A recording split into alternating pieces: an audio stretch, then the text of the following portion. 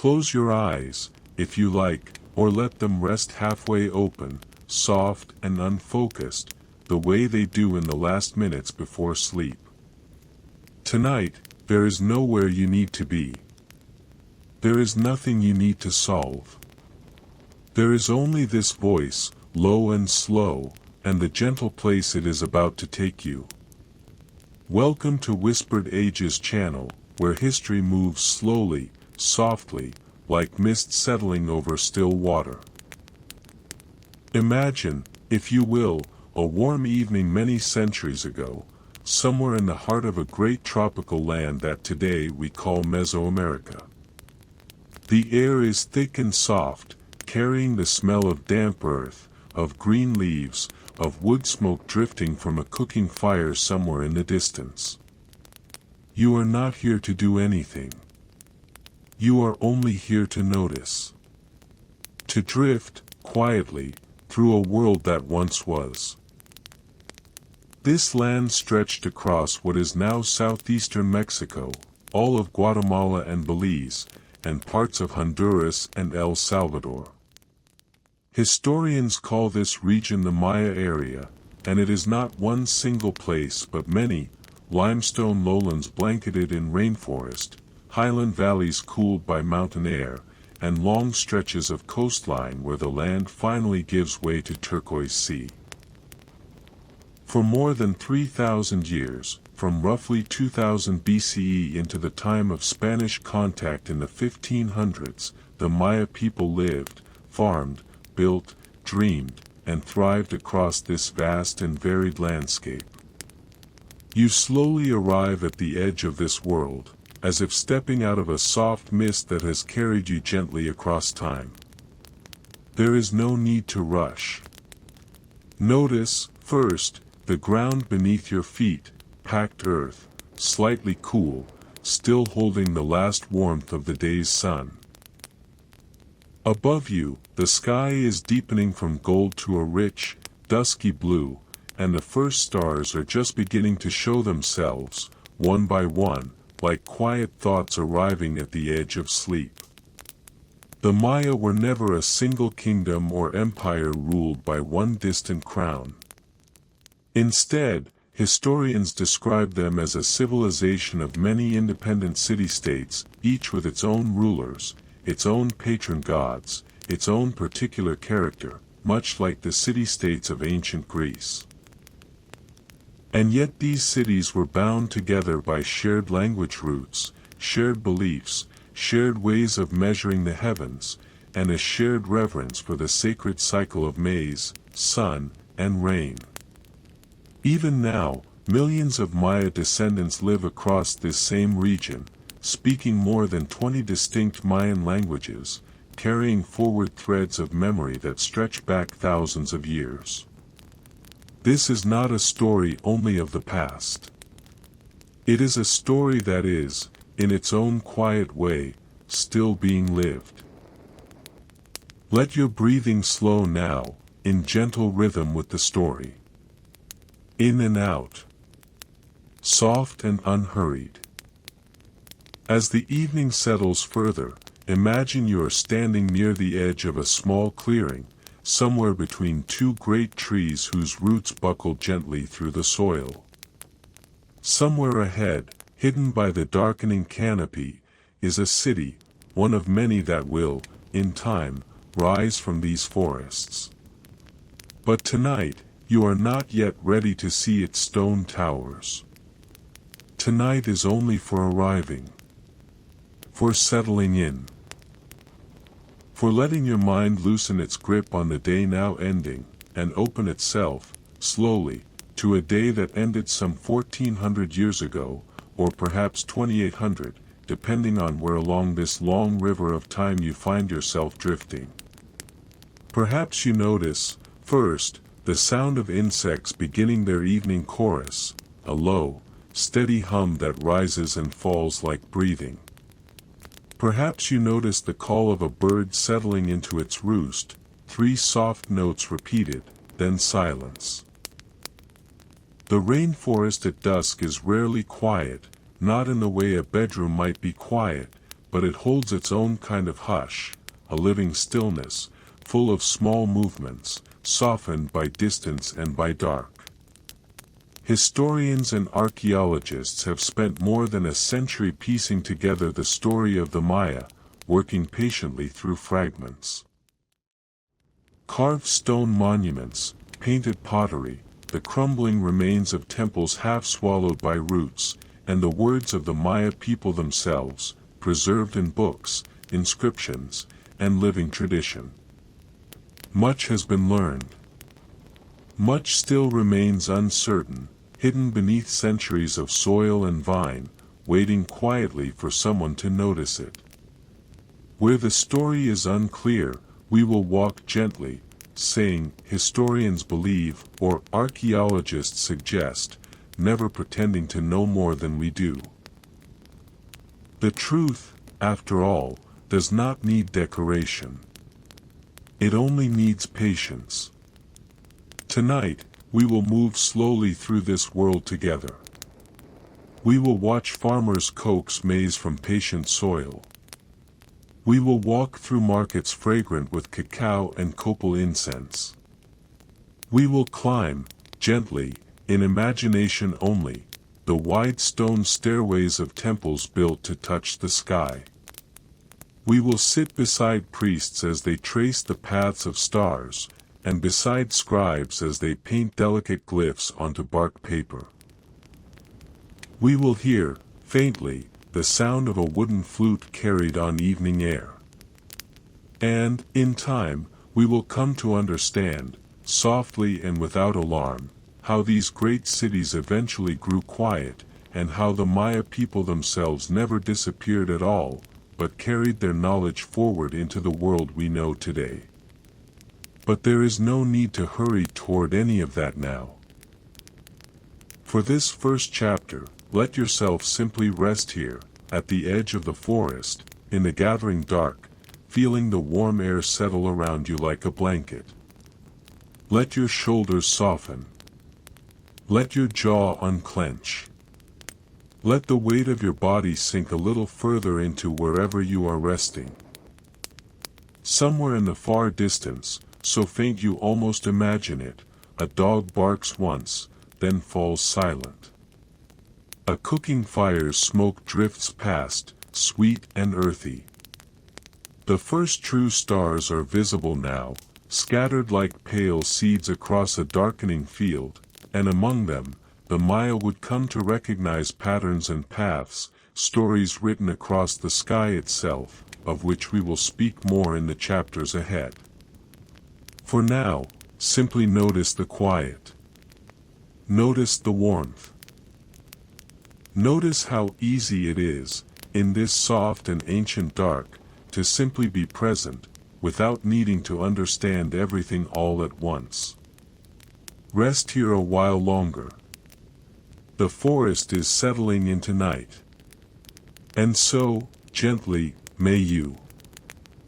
Morning comes slowly in the Maya lowlands, the way it always has, and the way it still does today across the forests of the Yucatan Peninsula, the Petén region of Guatemala, and the river valleys of Belize and Honduras. There is no sudden burst of light, no harsh alarm. Instead, the darkness simply, gradually, loosens its hold, and the world reveals itself in soft layers, like a story unfolding one gentle page at a time. Imagine the first pale gray beginning to touch the underside of the clouds. Somewhere high in the canopy, a single bird begins to call, perhaps a great curassow, its low, resonant hum drifting downward through layers of leaves.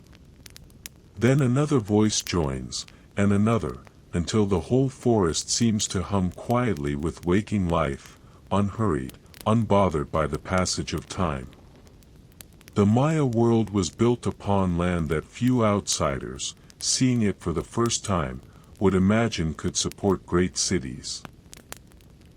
Much of the Maya lowlands rest atop limestone bedrock, porous and uneven, with thin soils and no true rivers across large stretches of the northern Yucatan. And yet the Maya people came to know this land intimately, learning its rhythms across countless generations, until they could coax abundance from what seemed, to unfamiliar eyes, an unforgiving place. Picture, now, the layers of the forest itself, rising like a quiet cathedral built not of stone but of living wood. Nearest the ground, soft ferns and broad-leafed plants gather what dim light filters down. Above them, a middle layer of smaller trees and vines reaches toward brighter air. And higher still, towering ceiba trees lift their branches above the rest of the canopy entirely, sometimes reaching heights of well over 100 feet. The ceiba held profound sacred meaning for the Maya, who envisioned it as the great world tree, its roots reaching down into the underworld, its trunk rising through the world of the living, its highest branches touching the heavens themselves. Even now, this tree is honored across Maya communities as a symbol of connection between all layers of existence. As the light grows a little stronger, imagine you can make out the shapes of the forest more clearly. Mahogany trees, tall and straight. Chicle trees, the ancient source of natural chewing gum, their bark bearing pale scars where sap had once been carefully harvested. Cedar. Ramon, or breadnut trees, whose seeds could be ground into flour during difficult seasons, a quiet insurance against hunger that Maya farmers understood and relied upon. Often took names invoking the jaguar's strength, and its pelt was reserved for the most honored members of society, worn as a sign of authority linked to the spiritual as much as the political. As the sun rises further, imagine gentle shafts of light beginning to break through gaps in the canopy, falling in soft golden columns onto the forest floor below. Dew still clings to broad leaves, and somewhere nearby, water moves quietly. Perhaps a slow stream, or perhaps simply the sound of moisture dripping from leaf to leaf, a soft, unhurried rhythm. Water was, in truth, one of the great preoccupations of Maya life, particularly in the northern lowlands where rivers were scarce. Here, life depended heavily on cenotes, natural sinkholes formed when limestone bedrock collapsed, revealing pools of startlingly clear groundwater beneath. Some cenotes opened to the sky, ringed with hanging vines and framed by circles of green light. Others remained hidden within cave systems, reachable only by careful descent into cool darkness. The Maya regarded these cenotes as sacred, understanding them not merely as sources of drinking water but as doorways into the underworld, called Xibalba, a realm of profound spiritual importance. We will return to the cenotes later, and to the reverence the Maya held for them, but for now, simply picture the still, mirror-like surface of one such pool, glimpsed through the trees, reflecting the pale morning sky. Birdsong continues to build gently around you as the morning deepens. Perhaps you notice the bright flash of a scarlet macaws wing, or the smaller, quicker movement of a toucan settling onto a high branch, its oversized bill catching the light. Keel-billed toucans, with their rainbow-colored beaks, were among the many birds whose feathers the Maya prized for ceremonial headdresses and clothing, though the birds themselves were typically caught, plucked with care, and released again, rather than killed, historians believe, allowing their feathers to be gathered again in future seasons. Notice how unhurried all of this feels. There is no rush in the forest's waking. Each creature moves according to its own gentle rhythm, and the whole scene unfolds not as a single dramatic event but as a slow accumulation of small, soft moments, one settling quietly atop the next. It was into this rich, layered, living world that the ancestors of the Maya first began to make their home, many thousands of years ago, long before the first temple was ever built. They came as small bands of hunters and gatherers, moving through the forest much as the animals around them did, reading its signs, learning its patterns, taking only what they needed and returning, in their own way, a kind of quiet respect. In our next chapter, we will meet these first farmers, and watch, slowly, as they begin the long, patient work of learning to grow maize, the crop that would come to define nearly every aspect of Maya life, thought, and belief. But for now, simply rest a while longer in this waking forest. Feel the warmth of the early sun. Listen to the soft, layered chorus of birds and leaves and distant water.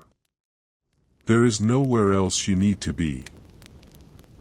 There is only this warm, green morning, settling gently around you, thousands of years ago, and yet, in this quiet moment, somehow also right now. Let your body settle a little deeper now, wherever you are resting.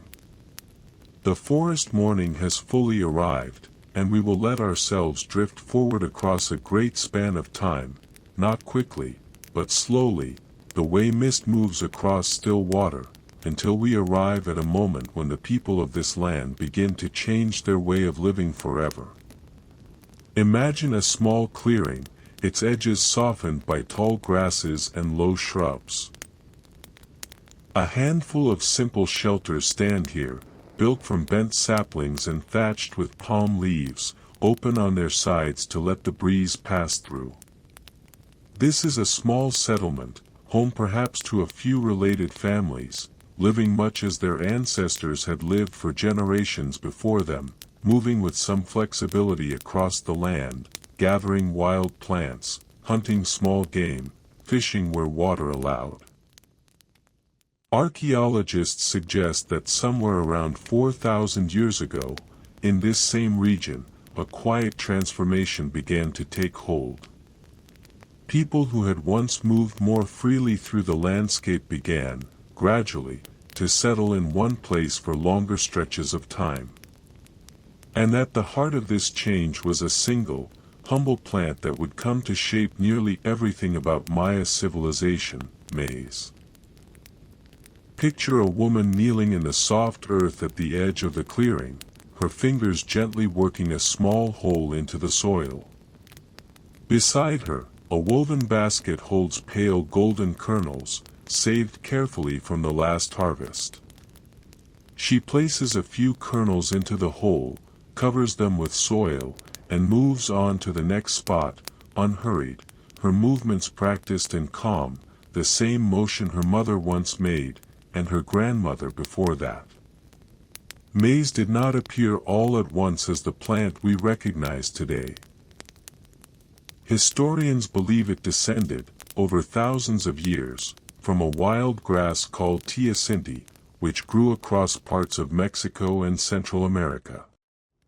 Teosinte bore only a handful of small, hard kernels, nothing like the plump, generous ears of maize we know now.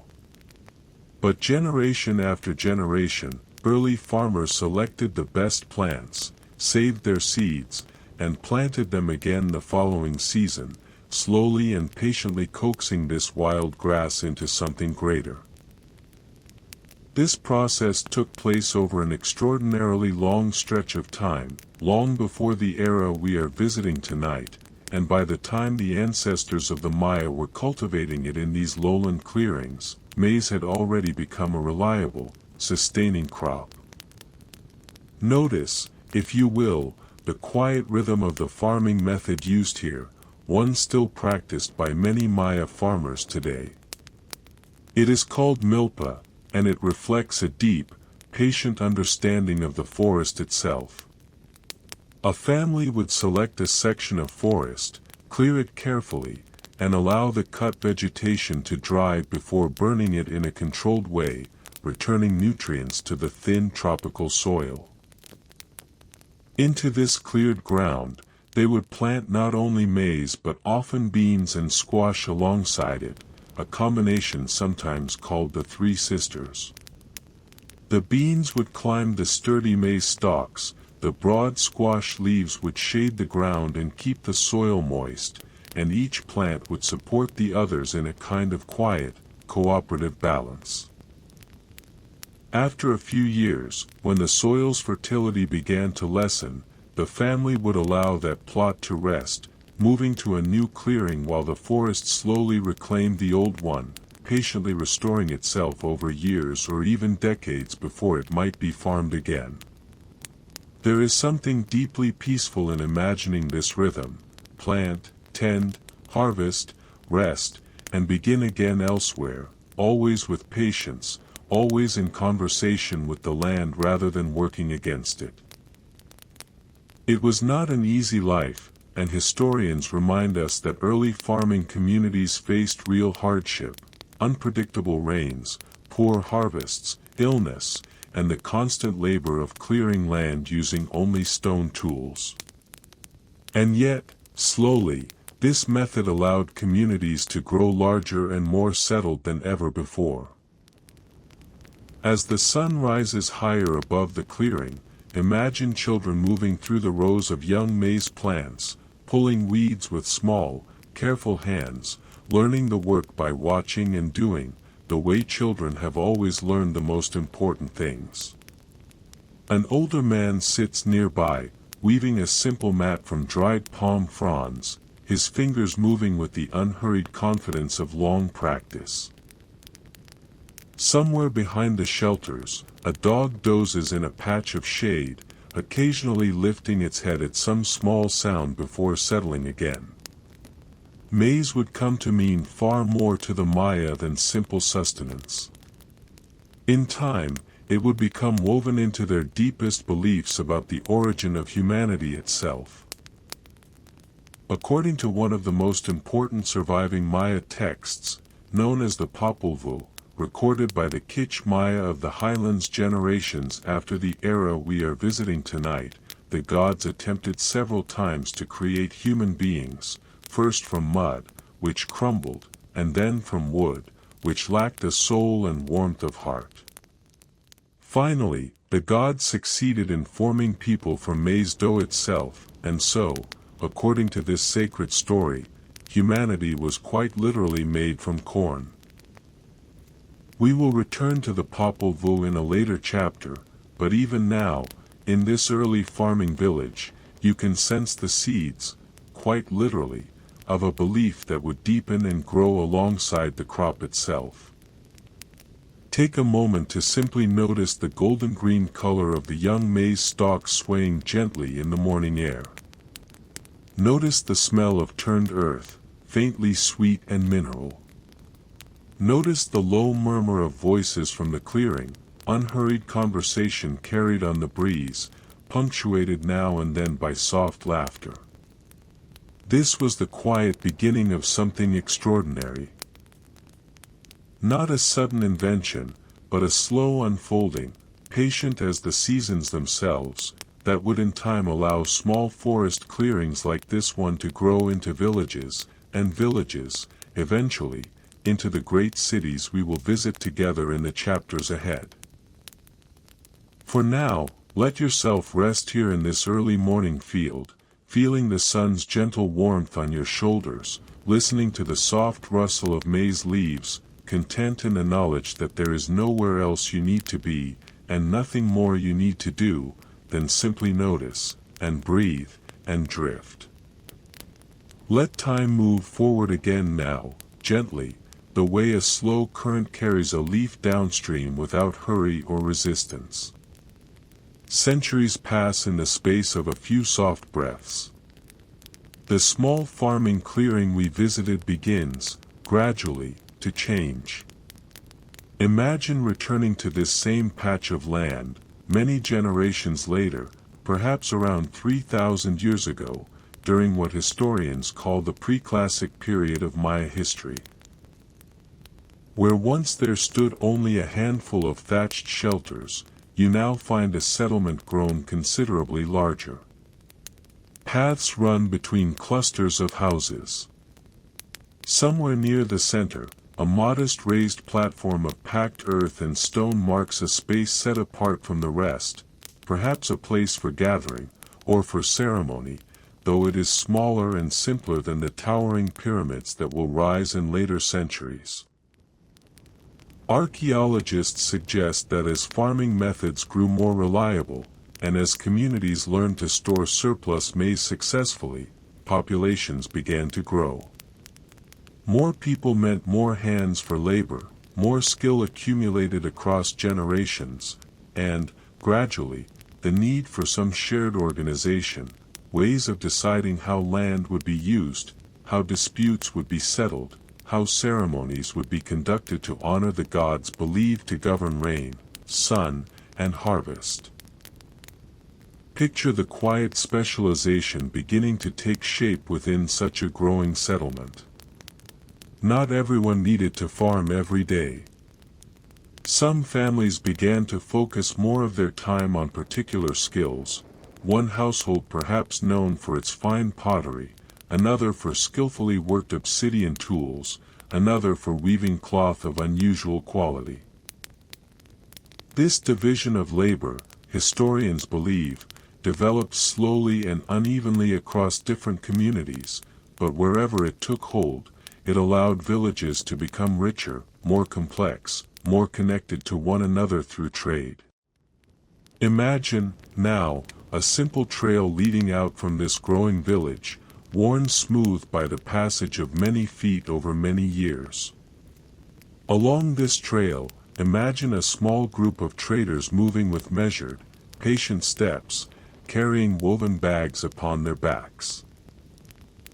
Perhaps they carry salt, harvested carefully from coastal flats far to the north. Perhaps they carry obsidian, that smooth volcanic glass so valuable for crafting sharp blades and tools, sourced from highland regions many days' walk away. Perhaps they carry brightly colored feathers, or cacao beans, already beginning to be valued not only as food but eventually as a kind of currency. This growing web of trade connected communities across enormous distances, long before any single Maya city had grown large enough to be called great. Goods moved from the highlands to the lowlands and back again, carried on the backs of patient travelers, since the Maya, notably, never developed the wheel for transportation, nor did they have large draft animals such as horses or oxen. Historians note this is not because the Maya lacked ingenuity. They understood the principle of the wheel and used it in small toys and figurines, but rather because the dense jungle terrain, without significant stretches of open flat land, and the absence of suitable animals for pulling carts, made wheeled transport impractical. Instead, human porters, sometimes called tamims in later Nahuatl sources, carried goods along footpaths, and canoes moved trade along rivers and coastlines, quiet and steady. As you drift along this trail in your imagination, notice the terrain shifting gently around you, dense forest here, giving way briefly to a cultivated field there, then closing in again as the path winds toward another distant settlement. The Maya world was never truly isolated, village from village. Rather, it was a vast, breathing network, each community connected to its neighbors by threads of trade, kinship, and shared belief, even as each retained its own particular character and independence. Return your attention now to the village itself, grown larger, its raised ceremonial platform now more prominent. Historians and archaeologists studying early sites such as Nakbi and later Cebol, among the oldest known Maya settlements with monumental architecture, have found evidence that even in these earlier centuries, considerable community effort went into building shared structures, platforms that would, over subsequent generations, be built upon again and again, growing gradually taller, layer upon layer, much as a pearl grows around a single grain of sand. Imagine watching, in slow, dreamlike succession, as one generation adds a new layer of stone and plaster atop the work of the generation before it. This patient, cumulative building process, carried out over centuries rather than years, would eventually give rise to the towering pyramid temples for which the Maya are so well known today. But in this chapter, we are only witnessing its earliest, humblest beginnings. A raised platform, still modest in height, still built more of packed earth and rough stone than the polished limestone facades of later centuries. Notice the quiet pride evident in a community willing to devote such patient, collective effort toward a shared structure. This was not the work of forced labor alone, historians believe, but likely reflected genuine communal and religious devotion. An expression of a people's evolving relationship with their gods, their ancestors, and the rhythms of sun, rain, and season that governed their lives so completely. As the afternoon light softens over this growing settlement, imagine the sounds around you shifting subtly, the tap of a stone tool shaping another stone, the low conversation of traders exchanging news from distant villages, the rhythmic thud of maize being ground between stone tools, a sound that would have been a near constant, comforting presence throughout any Maya settlement, then and for centuries afterward. In the chapters ahead, we will watch these villages continue to grow, until eventually true cities rise from the forest floor, complete with towering pyramids, spacious plazas, and populations numbering in the tens of thousands. But for tonight, let yourself simply rest in this gentle, gradual moment of transition, no dramatic turning point, no single grand event, only the slow, patient accumulation of generations, each one adding quietly to the work of the last. Feel your own breathing settle into a similarly unhurried rhythm. In and out. Slow and easy. There is nothing to build tonight except rest itself, one soft breath at a time, gently accumulating, layer upon layer, until sleep, like those ancient platforms, rises gently to meet you. Let yourself drift forward once more, gently, across the slow passage of centuries. The small ceremonial platforms of earlier generations have, by now, grown considerably. We arrive at what historians call the late pre-classic and, later, the classic period of Maya history, roughly the years between 250 and 900 of the Common Era, when some of the most magnificent pyramids and temples were built, structures that still stand today, quiet and dignified, rising above the surrounding forest canopy. Imagine standing at the edge of a wide plaza, its packed earth floor covered in smooth white plaster, so bright beneath the midday sun that you might need to soften your gaze.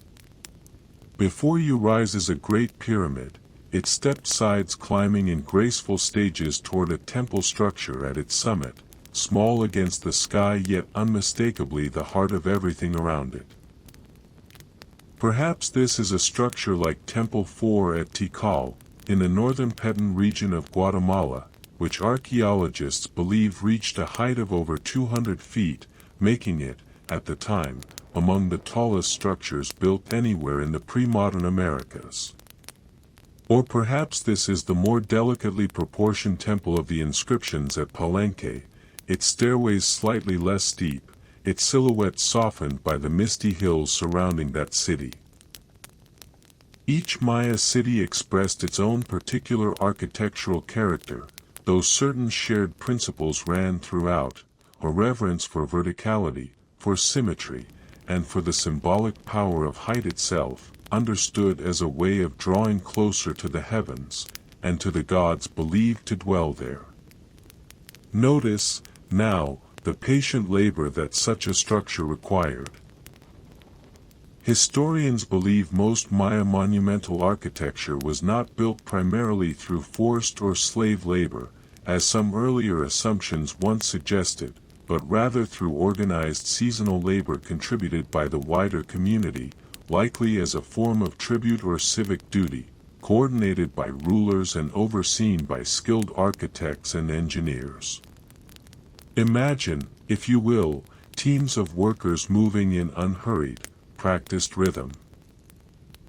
Some cutting limestone blocks from nearby quarries using nothing more than harder stone tools, since the Maya had no metal tools for construction, others hauling these blocks on wooden sledges or simple rollers toward the growing structure, still others mixing plaster from burned limestone, water, and other materials, to be spread smooth across each finished surface. The work would have unfolded not over weeks or months, but frequently over generations. Many of the great pyramids we know today are, in truth, the product of repeated construction, each generation building a new layer directly atop the temple of the one before, encasing the earlier structure like a nesting doll, preserving it within the growing mass of the new. Archaeologists excavating tunnels into certain pyramids have discovered earlier temples still intact deep inside, their painted plaster surfaces remarkably preserved after being sealed away from sunlight and rain for well over 1,000 years. There is something quietly moving in imagining these hidden inner temples, safely nested within the greater structure, like a memory carefully protected within a larger, ongoing story. Picture the final stages of construction on the temple rising before you now. Workers apply smooth white plaster to every surface, and once it has dried to the proper consistency, painters begin their careful work, often using a deep red pigment derived from iron oxide, along with other colors sourced from minerals and plants. A rich blue-green known today as Maya blue, remarkably durable, its exact ancient recipe only fully understood by chemists in relatively recent years, found to combine a plant dye called indigo with a particular type of clay in a way that resists fading even after many centuries of jungle humidity. Imagine, too, the carved stone monuments known as stelae, often placed before these great temples. Tall, upright slabs bearing detailed images of rulers, along with carved hieroglyphic texts recording dates, genealogies, and significant events. We will explore Maya writing more fully in a later chapter, but for now, simply notice one such stela standing quietly in the plaza's soft afternoon light, its carved surface telling a story that has waited patiently, for over 1,000 years, to be read again. Consider, gently, the purpose behind such tremendous architectural effort. These pyramids were not built simply to impress, though impress they certainly did and still do. Historians believe they served as profound expressions of religious devotion, understood by the Maya as sacred mountains, echoing the natural peaks considered homes of powerful deities and ancestral spirits. The temple structure at a pyramid summit often marked, quite literally, a threshold between the human world and the realm of gods and ancestors, a place where rulers, believed to possess the ability to communicate directly with the divine, could conduct ceremonies of profound spiritual significance.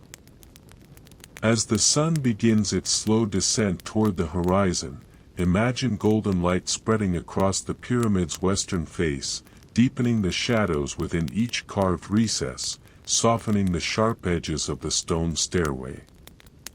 Somewhere below, in the plaza, a few figures move unhurried across the smooth plaster floor, perhaps priests preparing for an evening ceremony, perhaps simply residents crossing from one part of the city to another, their footsteps soft against ancient stone. There is a particular, timeless stillness to standing before such a structure, even now, in imagination, that invites a kind of quiet reverence, not because the pyramid demands it, but because something in its patient, deliberate construction, layer upon layer across centuries, speaks softly of devotion, of continuity, of a people determined to build something that would outlast any single lifetime. Rest here a while, in the gathering evening light, and let yourself simply notice the quiet, monumental patience embodied in the stone before you. Some things, this pyramid seems to say, are worth building slowly. As the light softens further into early evening, let us move gently away from the great plaza and its towering temple, and into the quieter streets and courtyards where the ordinary rhythms of daily life unfolded.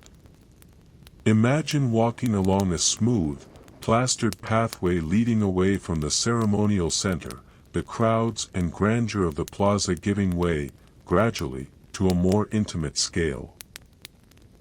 Here, clusters of modest houses surround small shared courtyards, arranged in a pattern archaeologists have found repeated across many Maya cities, groups of related families living close together, their daily lives interwoven much as their houses were. A typical Maya house, historians explain, was built with a foundation of packed earth or a low stone platform, its walls formed from wattle and daub, a lattice of wooden poles filled in with mud and plaster, and its roof steeply peaked and thatched with palm leaves, allowing rain to run off easily during the long wet season.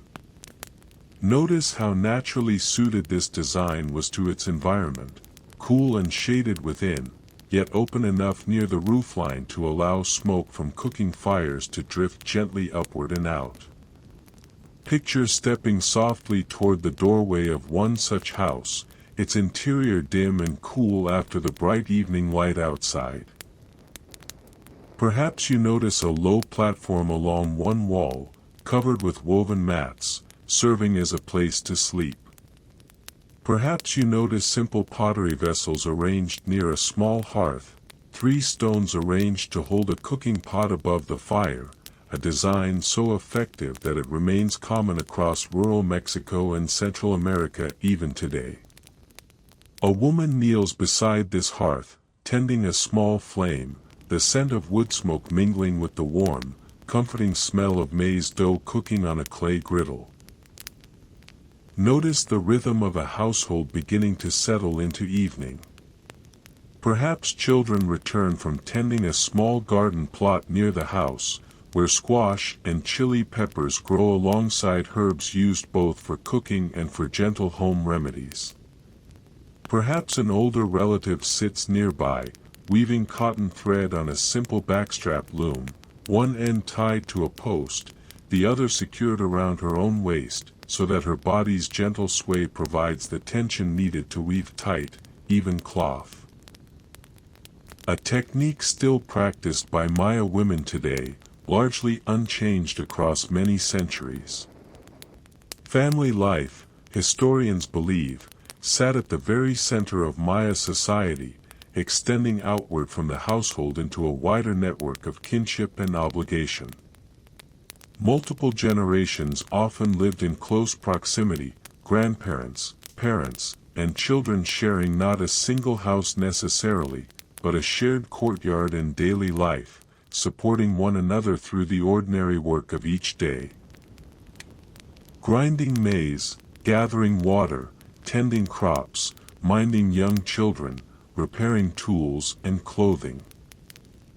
Imagine, now, the particular sound of maize being ground, a low, rhythmic scraping as a stone tool called a mano is drawn back and forth across a slightly curved stone surface called a metate, transforming softened maize kernels into a smooth dough called masa.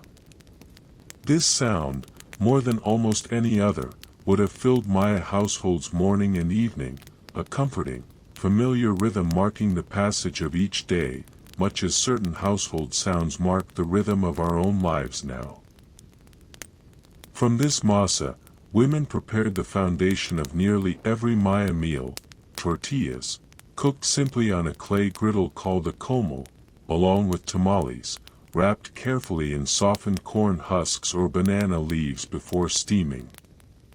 Alongside maize, the Maya diet drew richly from the surrounding environment: beans, offering protein that complemented the nutrition of maize particularly well; squash, its flesh and seeds both used; tomatoes and chili peppers, adding brightness and warmth to simple dishes; and, for those living near rivers, lakes, or the coast, fish and other aquatic foods, prepared fresh or preserved through careful drying. Notice, as evening settles further, the soft sounds carrying across the courtyard from neighboring households. Quiet conversation, occasional laughter, the distant bark of a dog, perhaps the gentle notes of a reed flute practiced by someone nearby, unhurried and exploratory rather than performed for any audience. Clothing, too, reflected the practical wisdom of life in this warm, humid climate. Historians described simple, breathable garments for most Maya people. Men typically wore a loincloth called an X, sometimes paired with a simple cloak for cooler evenings or higher elevations, while women wore a loose garment called a hupal, a rectangular woven blouse still worn by Maya women across Guatemala and Mexico today, each community's hupal bearing its own particular pattern of woven and embroidered designs, passed down through generations of careful handwork. As true evening settles over this quiet residential courtyard, imagine the fading light catching the smoke rising gently from cooking fires across the neighborhood, blending into a soft haze above the thatched rooftops. Somewhere, a mother hums quietly to a child growing sleepy in her arms. Somewhere else, an old man rests on a low bench outside his doorway, watching the evening settle, saying little, needing to say little.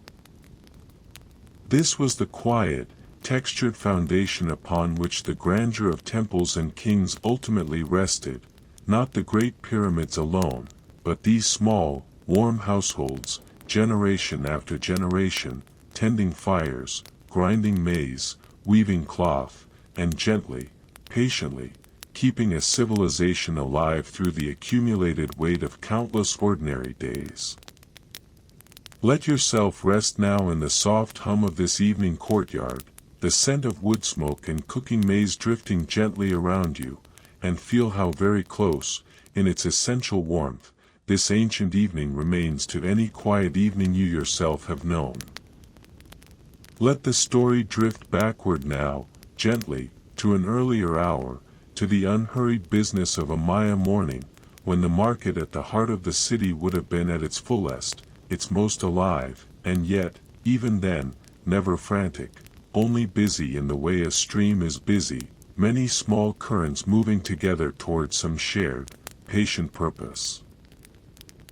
Imagine walking once more toward the ceremonial plaza, but this time following a slightly different path, one that leads toward a wide, open marketplace set somewhat apart from the temples themselves.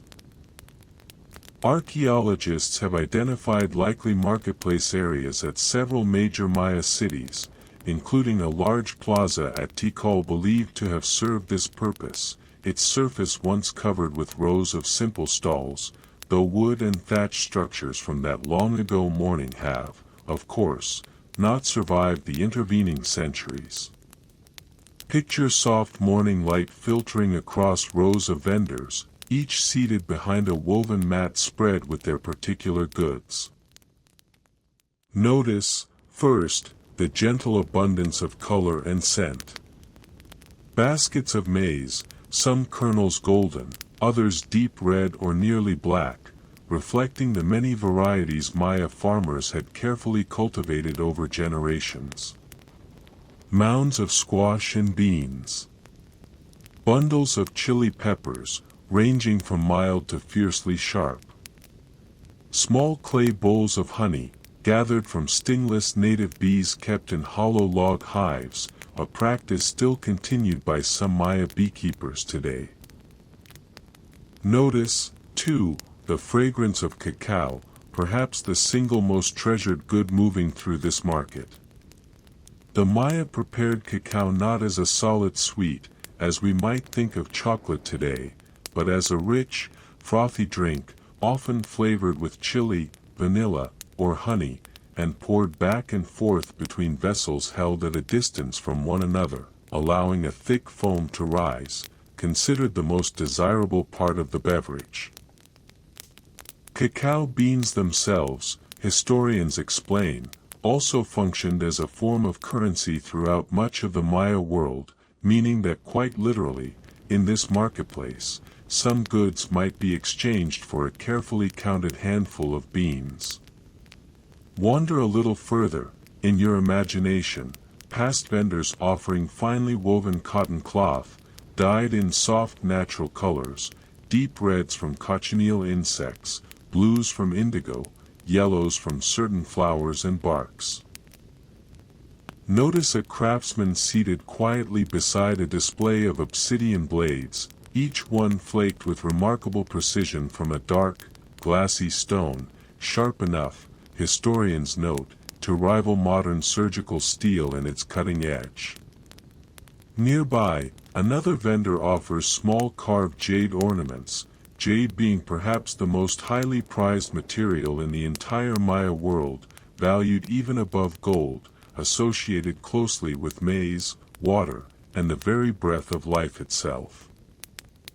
Take a moment to simply notice the sounds of this market settling around you, quiet bargaining conducted in unhurried tones, the soft clink of pottery vessels being examined and set down again, occasional greetings exchanged between neighbors, a child's laughter somewhere among the stalls.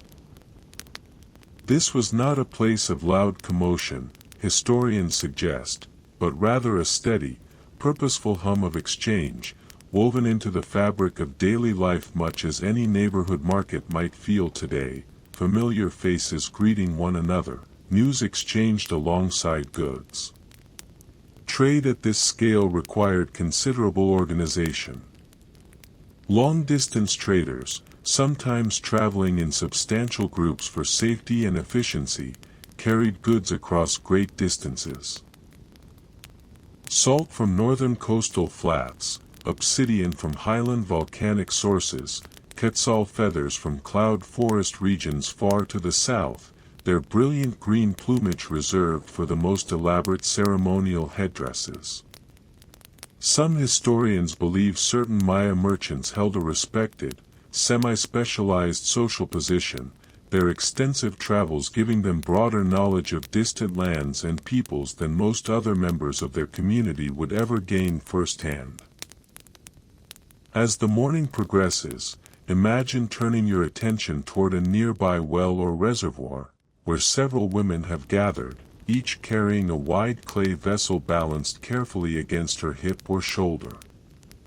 Water management, historians remind us, was a matter of considerable importance and ingenuity throughout the Maya world, particularly in cities without convenient access to rivers or lakes. Many great cities, including Tikal, developed elaborate systems of reservoirs, canals, and plastered catchment surfaces designed to collect and store rainwater through the long dry season, a testament to careful, communal planning sustained across generations.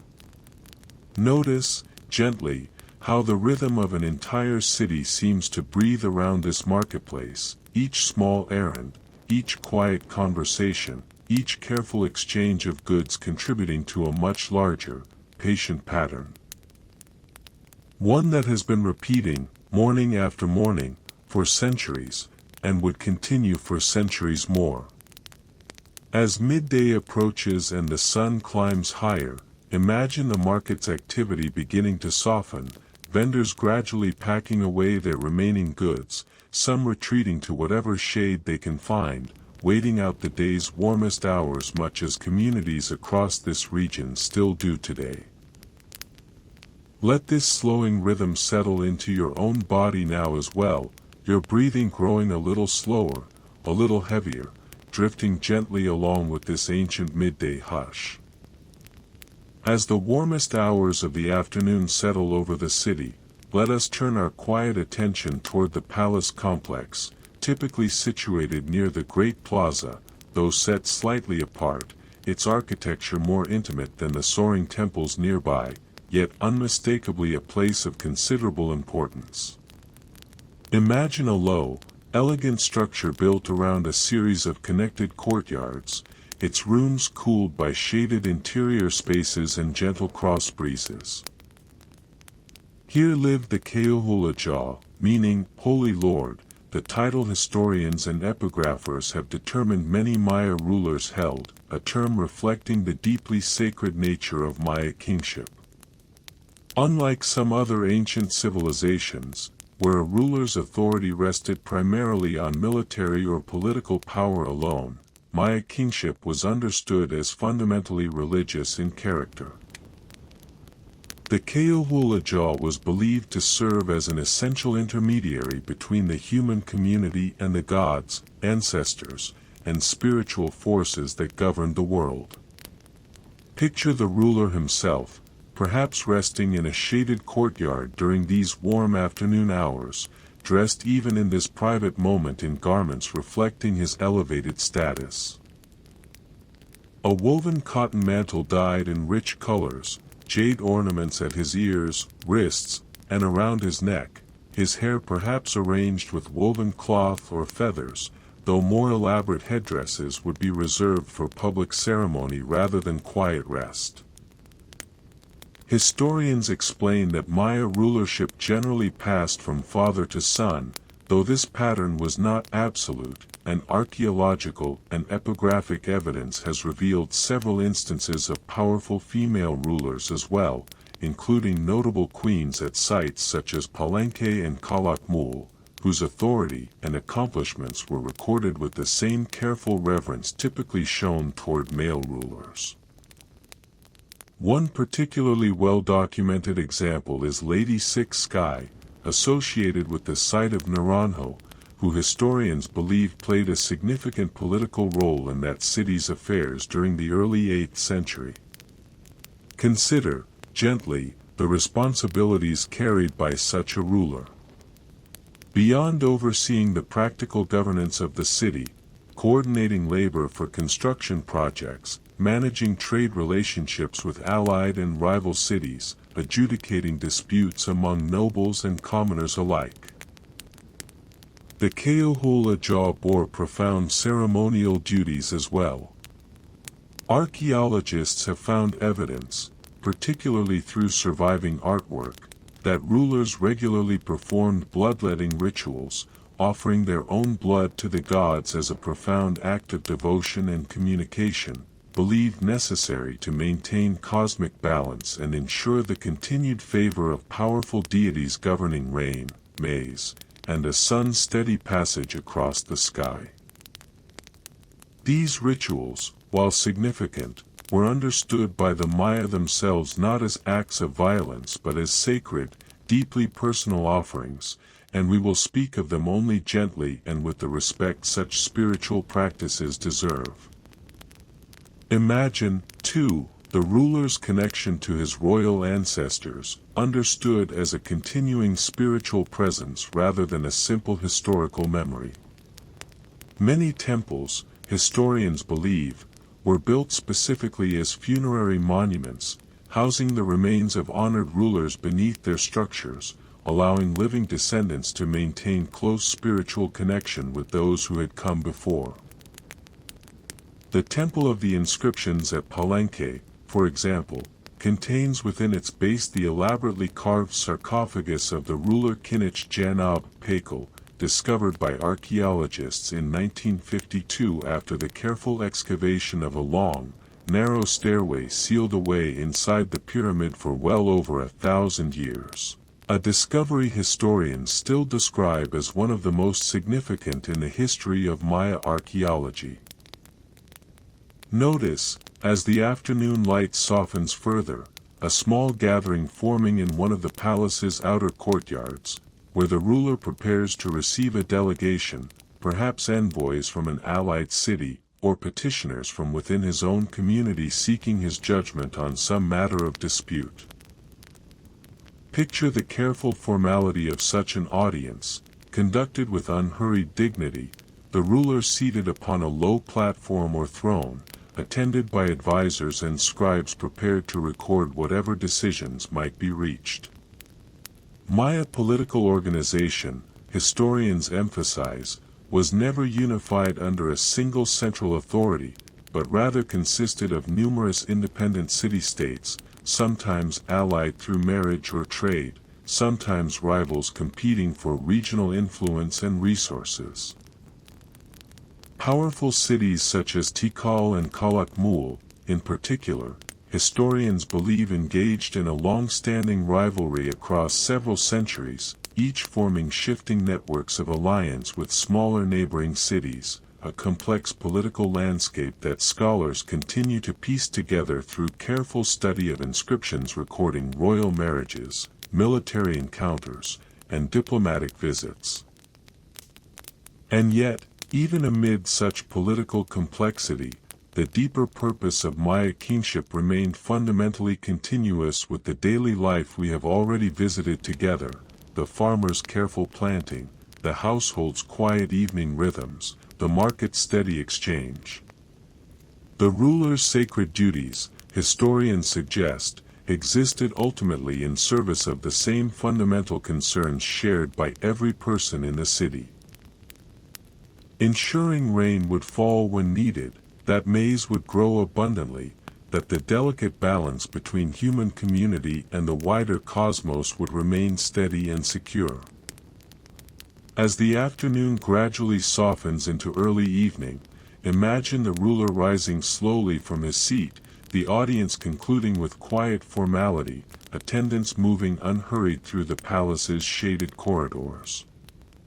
Let this same unhurried quality settle into your own thoughts now, this sense of dignity without urgency, of responsibility carried with calm, patient steadiness. Rest here a while in the palace's cooling shade, and let the weight of any responsibilities of your own soften gently, if only for tonight, drifting away like afternoon light fading slowly toward evening. As true evening arrives and the sky begins its slow transformation from gold to deep blue, let us follow a quiet, unhurried path toward one of the smaller platforms near the city's ceremonial heart, a place somewhat removed from the grandest temples, where priests and astronomers gather to conduct their own particular, patient work. Imagine climbing a modest stairway, its stone steps worn smooth by generations of careful footsteps, until you reach a flat, open platform offering a clear view of the sky in every direction. Here, as the first true stars begin to emerge, picture a small group of priests settling quietly into their evening observation, their attention turning skyward with the same patient devotion a farmer might show toward a maize field, watching for signs that would unfold not over a single season, but sometimes across many years of careful, cumulative record-keeping. The Maya, historians and archaeoastronomers explain, developed one of the most sophisticated systems of astronomical observation found anywhere in the ancient world, achieved entirely without telescopes or any instruments beyond the careful, trained human eye, aided by simple sighting devices and, most importantly, by architecture itself. Many temples and palace structures, researchers have discovered, were deliberately aligned to mark significant astronomical events. The rising sun on the solstices, or the particular path of Venus across the sky, whose movements the Maya tracked with extraordinary precision across many generations.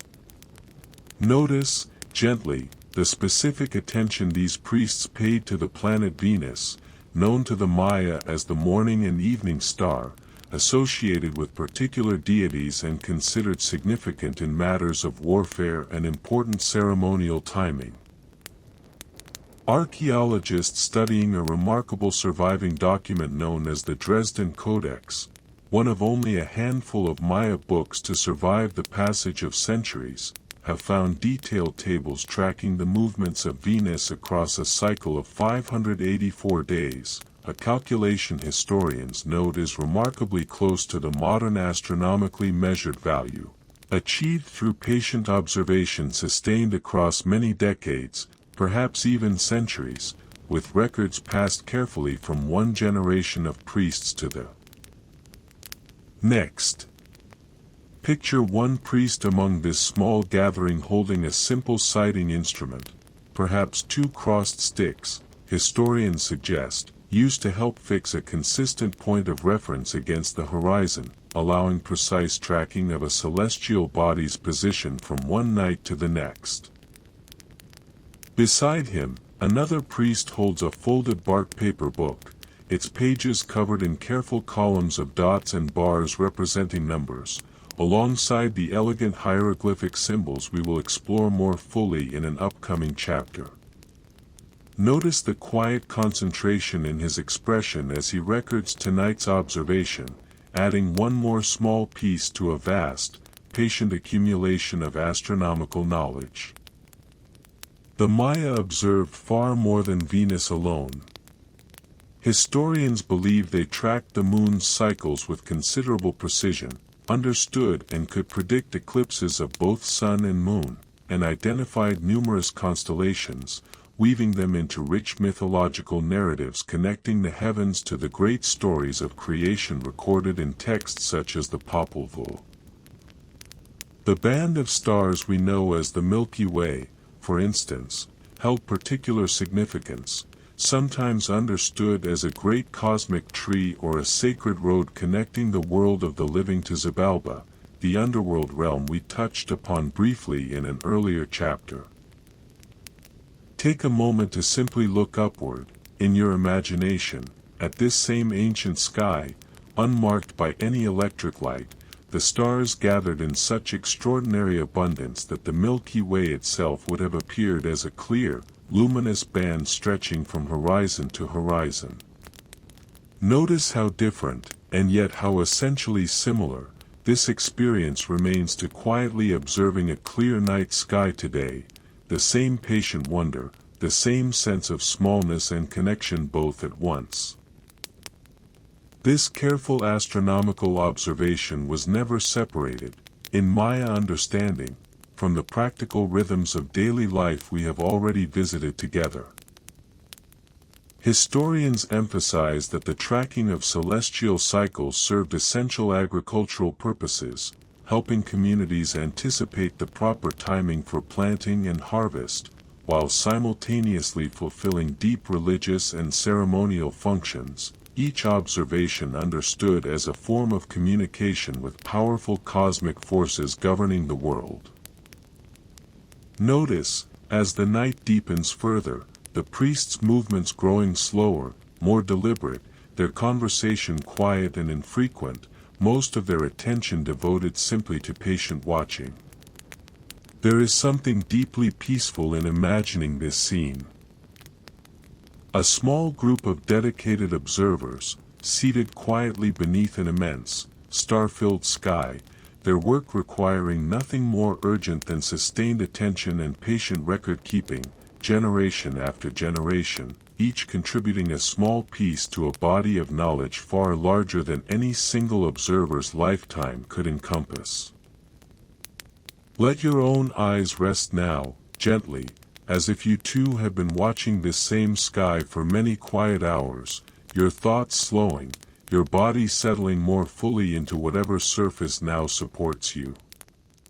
The stars above this ancient platform continue their own unhurried journey across the sky, as they have for countless centuries, indifferent to the passage of any single night, patient beyond all human measure. From this quiet rooftop of careful observation, let us turn our attention now toward one of the Maya civilization's most remarkable intellectual achievements, a sophisticated system for measuring and understanding the passage of time itself, developed through the same patient, cumulative observation we witnessed in the previous chapter. Imagine descending, slowly, from the observation platform toward a small chamber nearby, where an older priest sits before a low table, several bark paper books spread carefully around him, each filled with the elegant dots, bars, and glyphs that recorded the Maya understanding of time. Notice the calm, unhurried focus in his expression as he consults one text against another, cross-referencing dates with the same careful precision a modern scholar might bring to comparing historical records. The Maya, historians explain, did not use a single calendar, but rather maintained several interlocking systems simultaneously, each serving a distinct purpose, together forming a calendrical understanding of remarkable sophistication. The first of these, known as the Tzolk'in, consisted of 260 days, formed by combining a cycle of 20 named days with a cycle of 13 numbers, creating 260 unique combinations before the pattern repeated. Historians believe this sacred calendar governed religious observances, naming ceremonies, and other matters of spiritual significance, its origins likely connected to the human gestation period, though scholars continue to discuss its precise symbolic foundations with appropriate humility about what remains uncertain. Alongside the Tzolk'in ran a second calendar, the Hab, consisting of 365 days, closely approximating the solar year we use today, divided into 18 months of 20 days each, with 5 additional days at the year's end considered a particularly uncertain, even mildly perilous time, during which ordinary activities were often set aside in favor of quiet caution and ceremony. Notice how thoughtfully this calendar reflected the Maya's careful, patient observation of the sun's yearly journey, essential knowledge for coordinating the agricultural cycles we explored together in earlier chapters. Picture, now, these two calendars turning together like a pair of interlocking gears, each combination of Tzolk'in and Hab date repeating only once every 52 years, a period historians refer to as the calendar round. Imagine the quiet significance such a moment would hold for a Maya community, the completion of this 52-year cycle marking a substantial, meaningful span of time, comparable perhaps to how we might regard the passing of a full generation. Beyond even this, the Maya developed what scholars call the long count, an even more expansive system capable of tracking vast stretches of time reaching back to a mythological starting point in the distant past, and extending, in principle, indefinitely forward. This calendar counted days in nested units, gradually accumulating into larger and larger measures of time, allowing rulers and priests to record dates with extraordinary precision across enormous historical distances, a system particularly important for recording the reigns and achievements of kings on the great stele we visited near the temple plaza. Notice, gently, that considerable public discussion arose some years ago, in the world beyond this ancient chamber, surrounding the date corresponding to December 21, 2012, when one particular grand cycle of the long count calendar reached its completion. Historians and archaeologists were quick and consistent in clarifying, at that time, that this date marked simply the ending of one significant cycle and the beginning of another, much as a odometer might turn from 99,999 to 00000. Not an ending of the world, nor any form of prophecy the Maya themselves ever associated with catastrophe. It is possible, scholars suggest, that this date held genuine ceremonial importance to the ancient Maya, understood as a moment of renewal and transition rather than any form of ending. We mention this only gently, to set aside a modern myth respectfully, in favor of the more accurate, and in its own way more beautiful, understanding of Maya timekeeping as fundamentally cyclical, oriented around patient renewal rather than dramatic conclusion. Picture the priest before you now setting aside his bark paper books, his evening's careful work concluded for the moment. Notice how naturally this elaborate calendrical system, for all its mathematical sophistication, remained deeply woven into the same unhurried rhythms of daily life we have witnessed throughout this journey, the same patient attentiveness shown by the farmer tending his maize field, by the weaver at her loom, by the priest observing Venus's slow path across the night sky. Consider, for a moment, the deep comfort embedded within a worldview organized so thoroughly around cycles rather than straight lines, the reassuring sense that each ending flows naturally into a new beginning, that time itself moves not toward some final, anxious conclusion, but through patient, recurring rhythms, much like the seasons, like the phases of the moon, like each night's gentle passage into morning, and each evening's quiet return. Let this same cyclical comfort settle now into your own thoughts, as this long day of ours, too, moves gently toward its close. Morning becomes afternoon, afternoon becomes evening, evening softens into night, and night, in its own patient time, will turn once more toward morning. There is nothing to hurry here, nothing to resolve all at once. Only the same gentle, ancient rhythm, turning quietly onward, carrying you now a little closer toward sleep. Let us linger a while longer in this quiet chamber of books and careful records, for there is one more remarkable achievement of Maya civilization deserving our unhurried attention tonight, their system of writing, among the most complete and sophisticated to develop anywhere in the ancient Americas.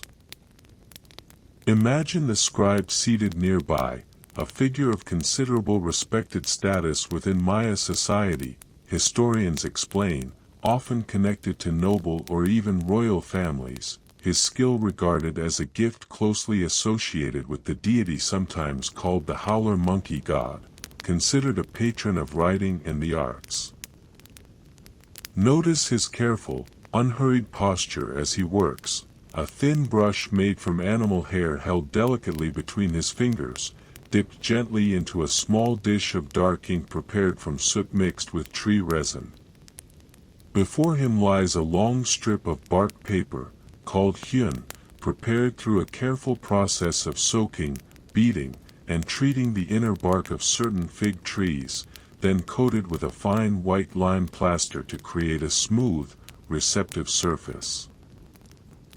This long strip, historians explain, would ultimately be folded accordion style, creating a book, or codex, whose pages could be opened and read much as a book might be read today, though this format, unlike ours, unfolds continuously rather than in separate bound pages. Picture the scribe's brush moving in slow, deliberate strokes, forming the elegant, rounded glyphs of Maya hieroglyphic writing, each one a small, carefully composed unit combining logographic elements, meaning symbols that represent whole words or ideas, with phonetic elements, meaning symbols that represent particular sounds, syllables that could be combined flexibly to spell out words much as our own alphabet does, though considerably more visually intricate. Epigraphers, scholars specializing in the decipherment of ancient writing systems, have determined that Maya hieroglyphic writing could represent virtually any spoken word or concept in the Mayan languages of the time, making it a fully developed writing system capable of recording history, poetry, ritual, and everyday matters alike. Notice the patient, decades-long effort historians and linguists undertook to unlock this writing system in relatively modern times. For many years following the Spanish conquest, much of this knowledge was tragically lost, particularly following a mid-16th century episode in which Spanish colonial authorities destroyed a great many Maya books, considering them contrary to their own religious beliefs. Only 4 Maya codices are known to have survived into the present day, along with thousands of inscriptions carved into stone monuments, painted onto pottery, and modeled into architectural decoration across the ruins of countless cities. It was not until the latter half of the 20th century that scholars, including epigraphers such as Yuri Norizov, Linda Skeel, and David Stewart, working patiently and often collaboratively across many years, made the crucial breakthroughs that allowed the majority of Maya hieroglyphic writing to finally be read again, restoring voices that had waited, silent, for over 4 centuries. Take a moment to imagine the profound, quiet satisfaction such a discovery must have brought. Carved stones and painted books that had stood mute for so long, suddenly speaking again, revealing names of kings, dates of ceremonies, records of alliances and lineages, even occasional passages of poetry and reflection, allowing the ancient Maya, quite literally, to tell their own story once more, in their own words, rather than only through the interpretations of others. Notice, gently, the particular beauty of the glyphs themselves, each one composed with careful attention to visual balance and proportion, often incorporating small artistic flourishes that reflect not only linguistic meaning but genuine aesthetic sensibility. Scribes were considered artists as much as record keepers, their work valued for its beauty as much as its function, much as fine handwriting or calligraphy might be admired and respected in many cultures throughout history. Picture the scribe completing this particular page, setting his brush down gently, allowing the ink to dry undisturbed in the cool evening air.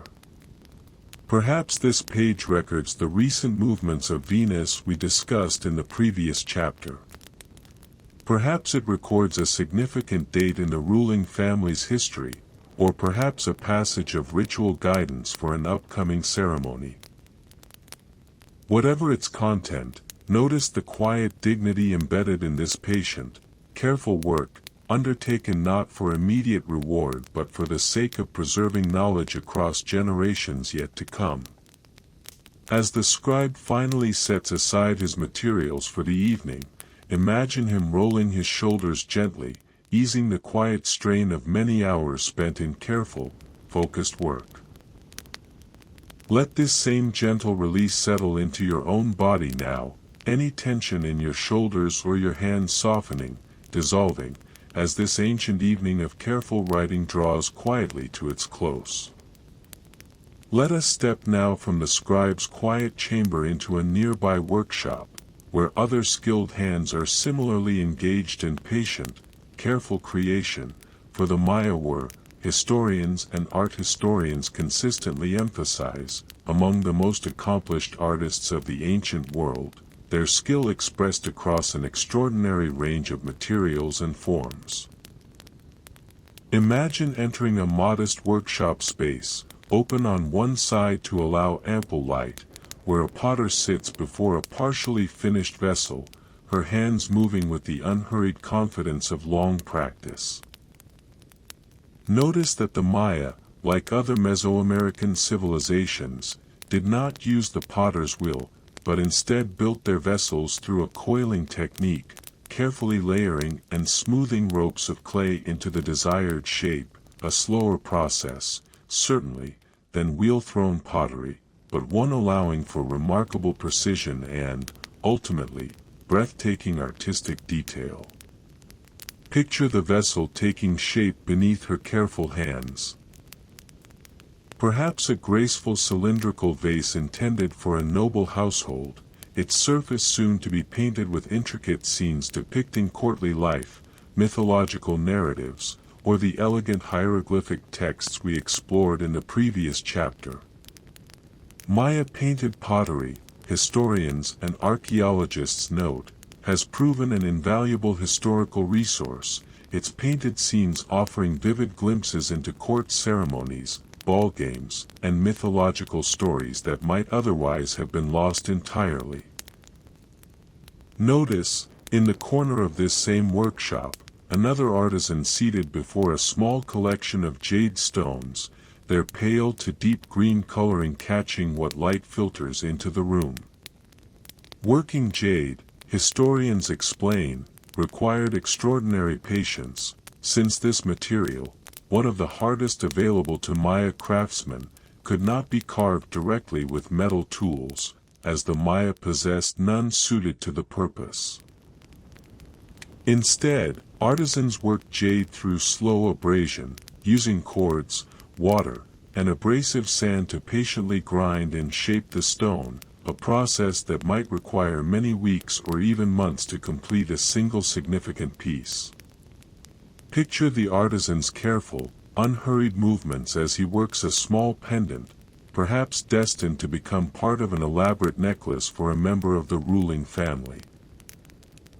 Jade, as we touched upon in an earlier chapter, held profound symbolic significance throughout Maya culture, closely associated with maize, water, and the breath of life itself, its green color echoing the color of young corn stalks and, by extension, abundance, fertility, and renewal. Notice, elsewhere in this same quarter of the city, feather workers engaged in equally patient, skilled labor, carefully arranging brilliant plumes, gathered as we discussed earlier without harming the birds themselves, into elaborate ceremonial headdresses and cloaks. Quetzal feathers, prized above nearly all others for their vivid, iridescent green coloring, were reserved for the most important rulers and highest ceremonies, arranged alongside feathers from macaws, parrots, and other richly colored tropical birds to create garments of extraordinary visual splendor, worn during the great ceremonies we will explore in a later chapter. Consider, too, the skilled work of Maya sculptors, whose careful chisels, again fashioned from stone rather than metal, transformed rough limestone blocks into the detailed stelae, lintels, and architectural decorations we have already encountered throughout our journey tonight. Picture a sculptor working patiently on a stone lintel destined for a temple doorway, perhaps depicting a scene of ritual significance, his tools tapping softly and rhythmically against the stone, a sound not unlike quiet, steady rainfall. Historians emphasize that Maya artistic production was never separated from the wider spiritual and social fabric of the civilization we have been exploring throughout this journey. Art was not created for its own sake alone, but served essential religious, political, and commemorative purposes, recording history, honoring gods and ancestors, and reinforcing the sacred authority of rulers, much as the temples, calendars, and writing systems we visited in earlier chapters all work together in service of a unified, deeply held worldview. And yet, notice too, gently, the genuine warmth and individual expression evident in so much surviving Maya art. A small carved figure captured mid-laugh, a painted scene of musicians clearly enjoying their performance, a potter's subtle personal touch distinguishing her work from that of her neighbor. Even within a highly structured society, oriented so completely around sacred duty and cosmic order, there remained ample room for genuine creativity, playfulness, and individual artistic voice. As the evening settles further around this quiet workshop quarter, imagine the various artisans gradually setting aside their work for the night, tools cleaned and stored carefully, unfinished pieces covered gently against the evening's dampness. Notice the quiet satisfaction evident in each craftsman's unhurried movements, the particular contentment that comes from a day spent in patient, skilled, meaningful work. Let this same quiet satisfaction settle now into your own thoughts, any restlessness from the day now behind you softening gently, dissolving, much like the fading light around this ancient workshop, as evening continues its slow, unhurried passage toward the deep and peaceful night ahead. Let us return now, gently, to the warm, familiar rhythm of household life, for it is here, more than anywhere else, that the deepest comforts of Maya daily existence can be found, unfolding quietly across each ordinary evening much as they have throughout this long day we have shared together. Imagine settling once more into a household courtyard, where the evening meal is nearing its completion. Notice the comforting aroma filling the air. Maize, always maize, at the center of everything, transformed through the family's collective effort into the soft tortillas we discussed earlier, or perhaps into a thick, warming drink called atole, made from finely ground maize mixed with water and gently flavored, depending on what the household had available, with a touch of honey, or perhaps a hint of chili, or the rich, earthy warmth of cacao reserved for special occasions. Picture the family gathering now around this simple, nourishing meal, seated on woven mats spread across the courtyard's smooth earth floor. Notice the unhurried, easy quality of their conversation, the small kindnesses exchanged between family members. An older sibling patiently helping a younger one, a grandmother offering quiet guidance to a daughter-in-law learning the particular rhythms of this household's cooking, a father asking gently about the day's small events, listening with genuine attention. Historians remind us that Maya family structure typically extended well beyond the immediate household, encompassing a broader network of kinship obligations and mutual support. Multiple related households often clustered around shared courtyards, as we noted in an earlier chapter, and this closeness fostered a genuine, practical interdependence, sharing tools, exchanging labor during planting and harvest seasons, caring collectively for children and elders, celebrating together during the many ceremonies that marked the passage of each year. Notice, too, the particular warmth surrounding the raising of children within this world. Archaeologists and historians studying Maya iconography have found tender depictions of parents cradling infants, of children learning skills alongside parents and grandparents through patient, gentle instruction rather than harsh correction.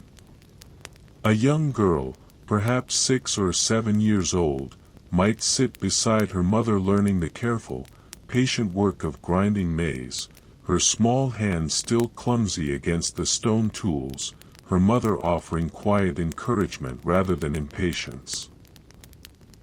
A young boy might accompany his father to the milpa, the family's maize field we visited together in an earlier chapter, learning gradually the deep, practical knowledge of soil, season, and sky that would serve him throughout his own adult life. Consider, gently, the important ceremonies historians believe marked significant transitions in a Maya child's early life.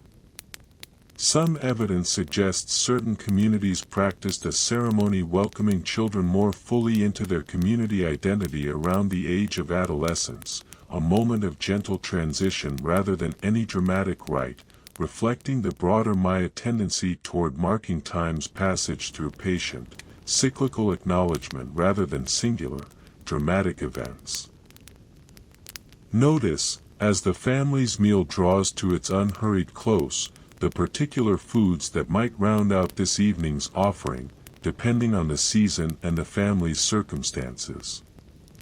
Perhaps a small portion of venison, if a family member had successfully hunted deer in recent days, prepared simply, perhaps seasoned with local herbs.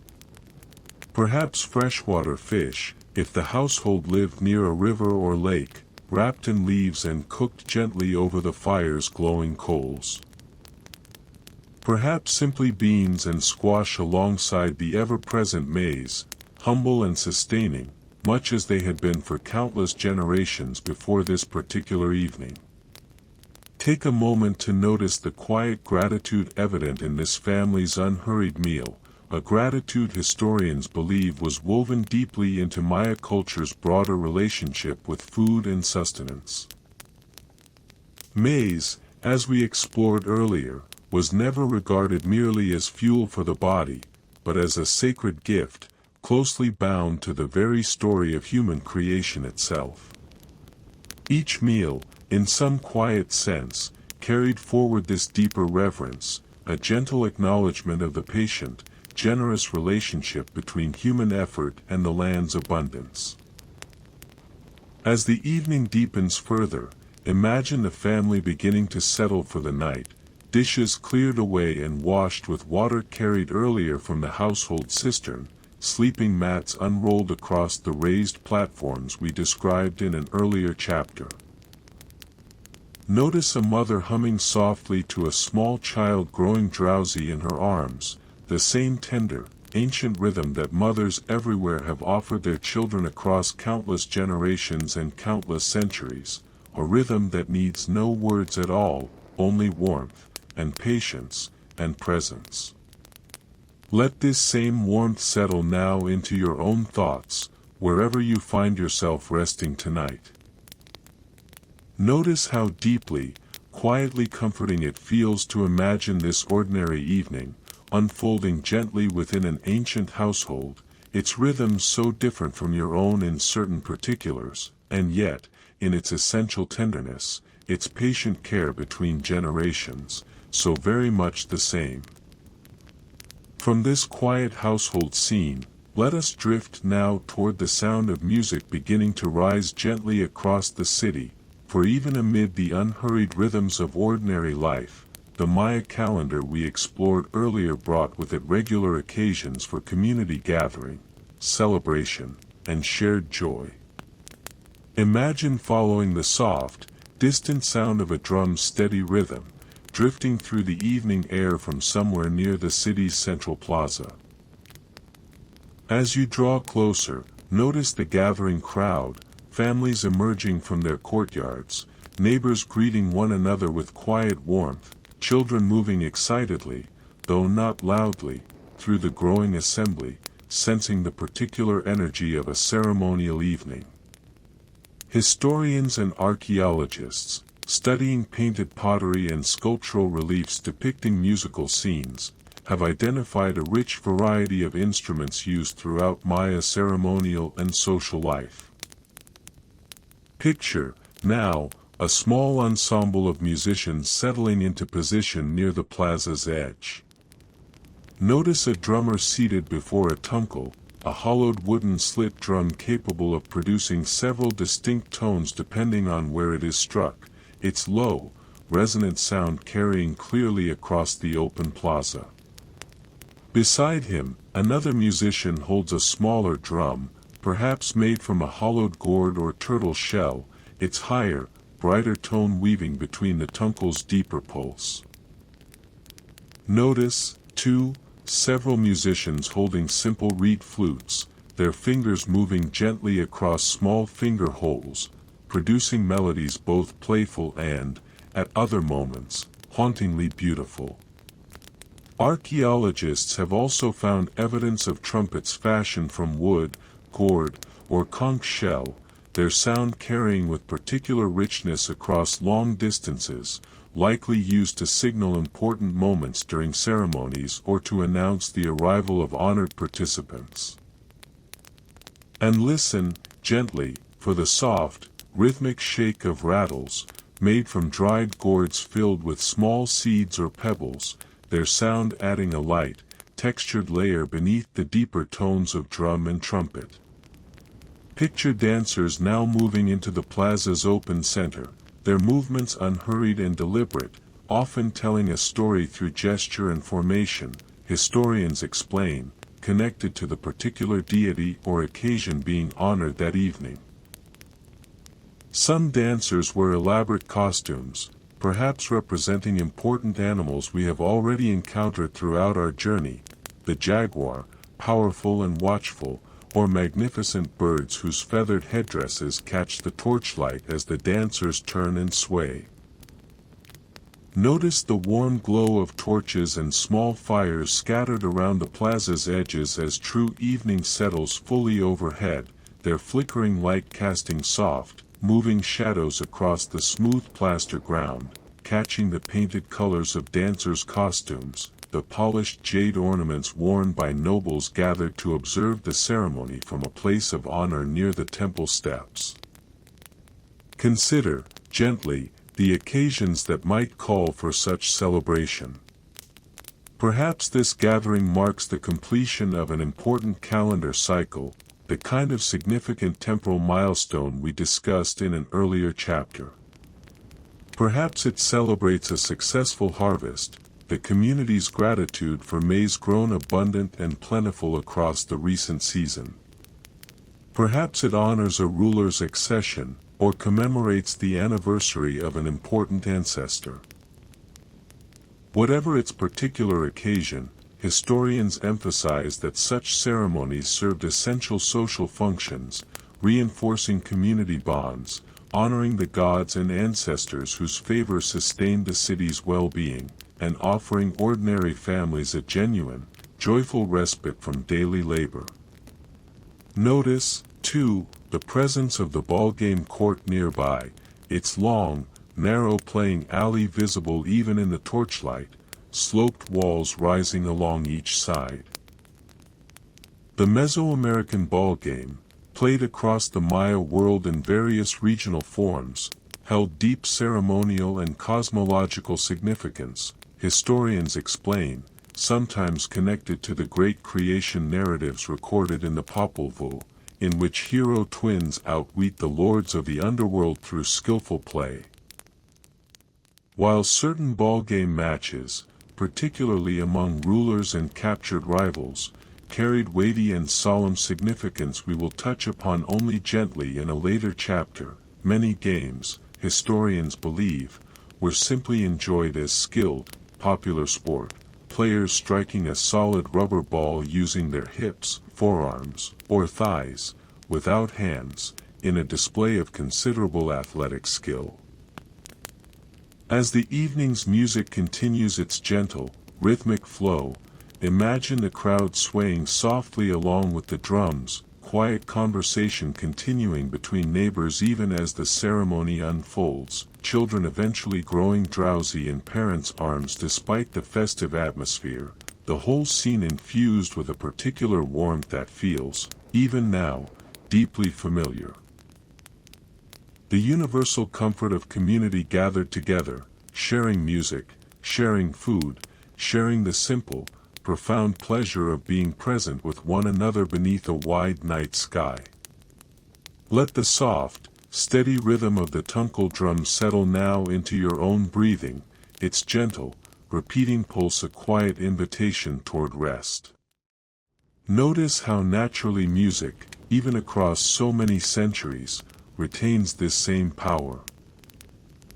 To gather people together, to mark time's gentle passage, and, in its own unhurried way, to ease the mind gradually toward peace. As the plaza's music gradually fades into the deeper hours of night, let us step quietly away from the city altogether, back into the surrounding forest we visited together at the very beginning of our journey, for it is here, among ancient trees and hidden waters, that some of the Maya's most profound spiritual understanding took shape. Imagine walking slowly along a forest path, moonlight filtering softly through gaps in the high canopy, casting gentle, shifting patterns across the ground below. Notice how different the forest feels at this quiet hour, its daytime chorus of birds and monkeys replaced now by softer, more mysterious sounds, the occasional call of a nightjar, the faint rustle of some small creature moving unseen through the undergrowth, the steady, ancient hum of insects that never truly falls silent. The Maya understood the natural world, historians explain, not as something separate from human life and spiritual concern, but as deeply, intimately interwoven with it. The forest itself was considered alive with sacred presence, home to powerful deities and ancestral spirits who required respect and, at times, careful ceremonial acknowledgement. Certain particularly large or old trees, especially the great ceiba we discussed in an earlier chapter, were regarded as sacred sites in their own right, sometimes marked with small offerings left quietly at their base by those passing through the forest. Picture, now, arriving at the edge of a cenote, one of those remarkable natural sinkholes we touched upon briefly during our first morning together in this world. Imagine the moonlight catching the still surface of the water below, a perfect, dark mirror reflecting the scattered stars visible through the opening above. Notice the cool, damp air rising gently from the water's surface, carrying the mineral scent of limestone and the deeper, earthy fragrance of the surrounding forest. Cenotes, historians and archaeologists explain, held profound significance throughout the Maya world, understood as sacred portals connecting the world of the living to Xibalba, the underworld realm governed by its own particular gods and trials, described with vivid, careful detail in the Popol Vuh. Some cenotes serve primarily practical purposes, providing essential drinking water for surrounding communities, particularly across the northern Yucatan where rivers were scarce, as we discussed in an earlier chapter. Others, however, held more purely ceremonial significance, their waters considered too sacred for ordinary daily use. The most famous of these ceremonial cenotes, historians note, is found at Chichen Itza, a great city we will visit more fully in our next chapter.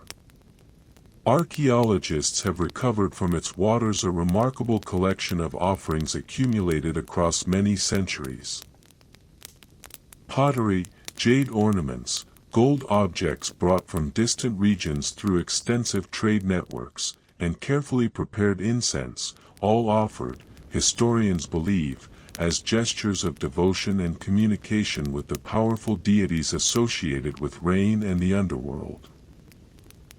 It is possible, archaeologists suggest, that certain particularly solemn ceremonies at this cenote also involved offerings of human life, reserved for moments of profound crisis or significance, though we mention this only briefly and with appropriate gentleness, understanding it as a practice reflecting the Maya's own deep religious convictions about sacrifice and cosmic balance, rather than an act of cruelty as such practices might be misunderstood through a more modern lens. Notice, as you stand quietly at the edge of this moonlit cenote, the profound stillness of the scene before you, water and sky meeting in perfect, silent reflection. There is something deeply calming in imagining this sacred stillness, a stillness the Maya themselves clearly recognized and honored, choosing such tranquil, hidden places as sites of their deepest spiritual devotion. Consider, too, gently, the wider forest's role as a source of practical knowledge deeply bound to spiritual understanding. Healers, sometimes called H-men in later periods among the Yucatec Maya, possessed extensive knowledge of the forest's medicinal plants, understanding which barks, leaves, roots, and resins might ease particular illnesses or discomforts. This knowledge, historians explain, was never regarded as separate from spiritual practice, but rather as deeply intertwined with it, healing understood as a matter of restoring proper balance between a person's body, spirit, and the wider cosmic forces the Maya believed governed all existence. Notice, gently, the fragrant resin called copal, harvested carefully from certain forest trees, burned as incense during nearly every significant ceremony we have encountered throughout this journey. Imagine its sweet, slightly smoky fragrance drifting through the night air even now, carried perhaps from some small shrine deeper in the forest, where a lone figure might be offering quiet, private devotion beneath the same moonlit canopy. As you continue standing at the edge of this peaceful cenote, let its profound stillness settle fully into your own body now. Notice your breathing slowing further, matching the quiet, unhurried patience of this sacred, moonlit water. There is nothing to disturb this stillness, nothing urgent calling for your attention. Only this soft, reflective water, this gentle canopy of stars, and the deep, ancient quiet of a forest that has kept its sacred silence for many thousands of years. Let us rise now, gently, above this quiet forest, as if carried on a slow, imaginary current of night air, drifting across the wide canopy toward the many great cities scattered throughout the Maya world, each one distinct, each one shaped by its own particular history and character. Imagine looking down, from this soft, dreamlike height, upon the vast lowland forest of the Petan region, where the great city of Tikal rises from the surrounding canopy, its soaring temple pyramids visible even from considerable distance, piercing upward through the green expanse like ancient stone islands rising from a still, leafy sea. Historians believe Tikal reached its greatest power during the Classic period, its influence extending across a wide network of allied and subordinate cities, its population, at its height, estimated by archaeologists to have numbered perhaps 60,000 people or more within the city itself, with many more inhabiting the surrounding countryside. Drift now, gently, toward the west, where the city of Palenque rests among gentle, forested foothills, its architecture, historians and art historians often note, particularly graceful and refined, its builders showing a distinctive gift for elegant proportion and delicate carved detail. Recall the Temple of the Inscriptions we visited in an earlier chapter, resting place of the ruler Tikal, its carved sarcophagus lid depicting, art historians explain, a rich symbolic scene of the ruler's passage toward the world of ancestors, surrounded by the sacred world tree imagery we encountered during our very first morning in this world. Continue drifting southward now, toward the city of Copan, nestled within a river valley in what is now western Honduras, renowned, historians note, for its extraordinarily detailed sculptural tradition. Imagine the city's famous hieroglyphic stairway, its 63 steps covered in more than 2,000 carved glyphs, together forming the longest known Maya hieroglyphic text, recording the dynastic history of Copan's rulers across many generations, a monumental achievement of both artistry and historical record-keeping, patiently assembled across decades of careful work. Drift further now, back toward the north, toward the great city of Calakmul, hidden today beneath dense jungle canopy in what is now the Mexican state of Campeche, its very name meaning, city of the two adjacent pyramids. Historians believe Calakmul stood for centuries as Tikal's great rival, the two cities engaged in a long, complex political struggle for regional dominance, their conflict recorded across numerous inscriptions found at both sites and at the smaller cities drawn into alliance with one or the other great power. And finally, imagine drifting toward the Yucatan Peninsula's northern reaches, toward Chichen Itza, the sacred cenote of which we visited together in our previous chapter.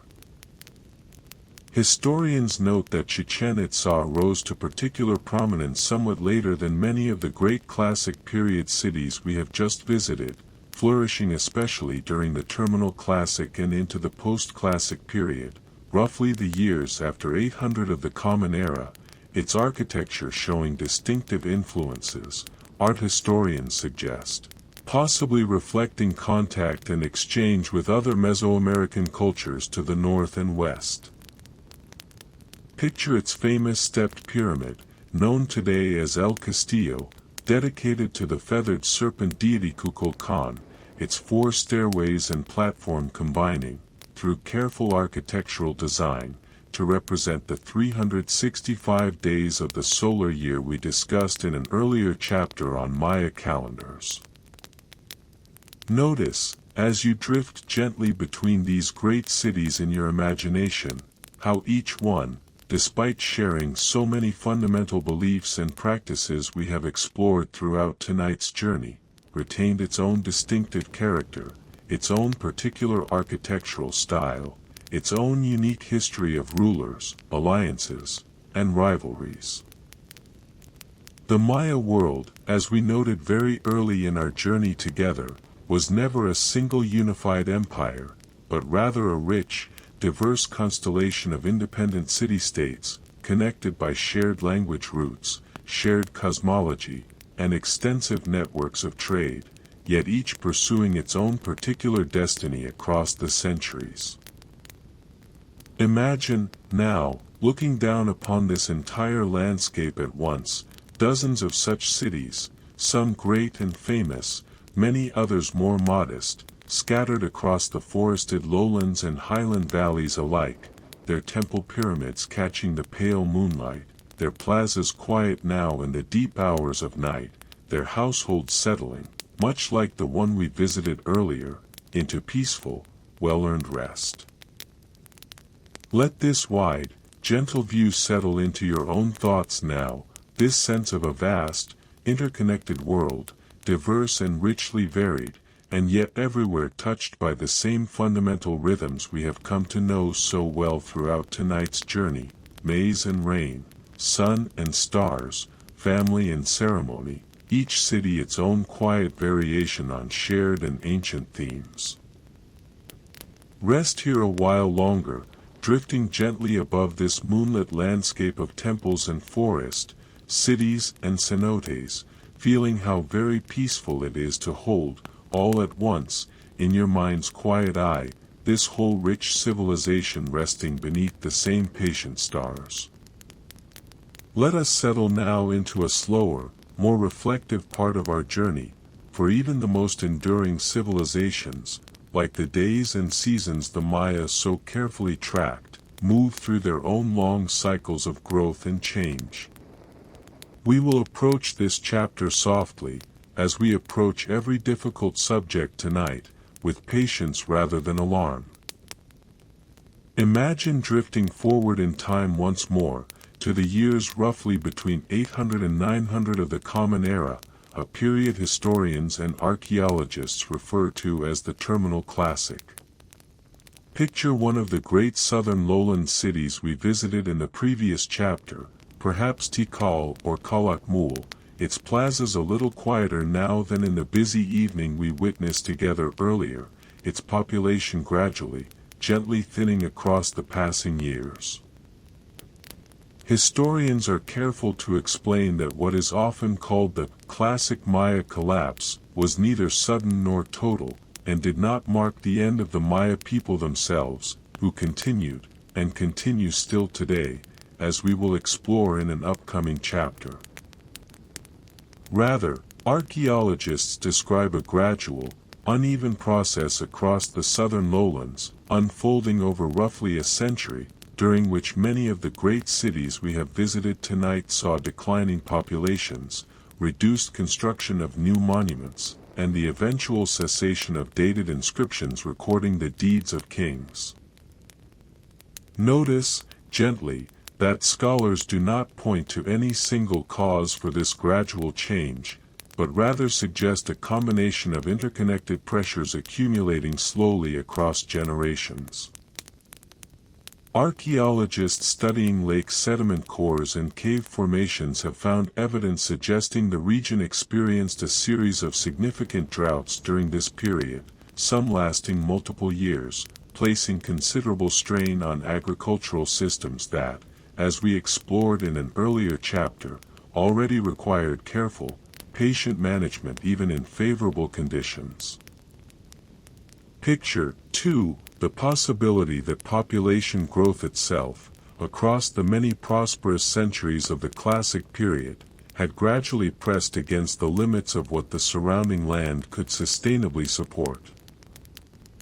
Historians suggest that extensive land clearing for agriculture and construction may have contributed to soil erosion and reduced agricultural resilience over time, a slow, cumulative environmental pressure building quietly across many generations, much like the gradual accumulation of stone layers within a pyramid, though tending, in this instance, toward strain rather than strength.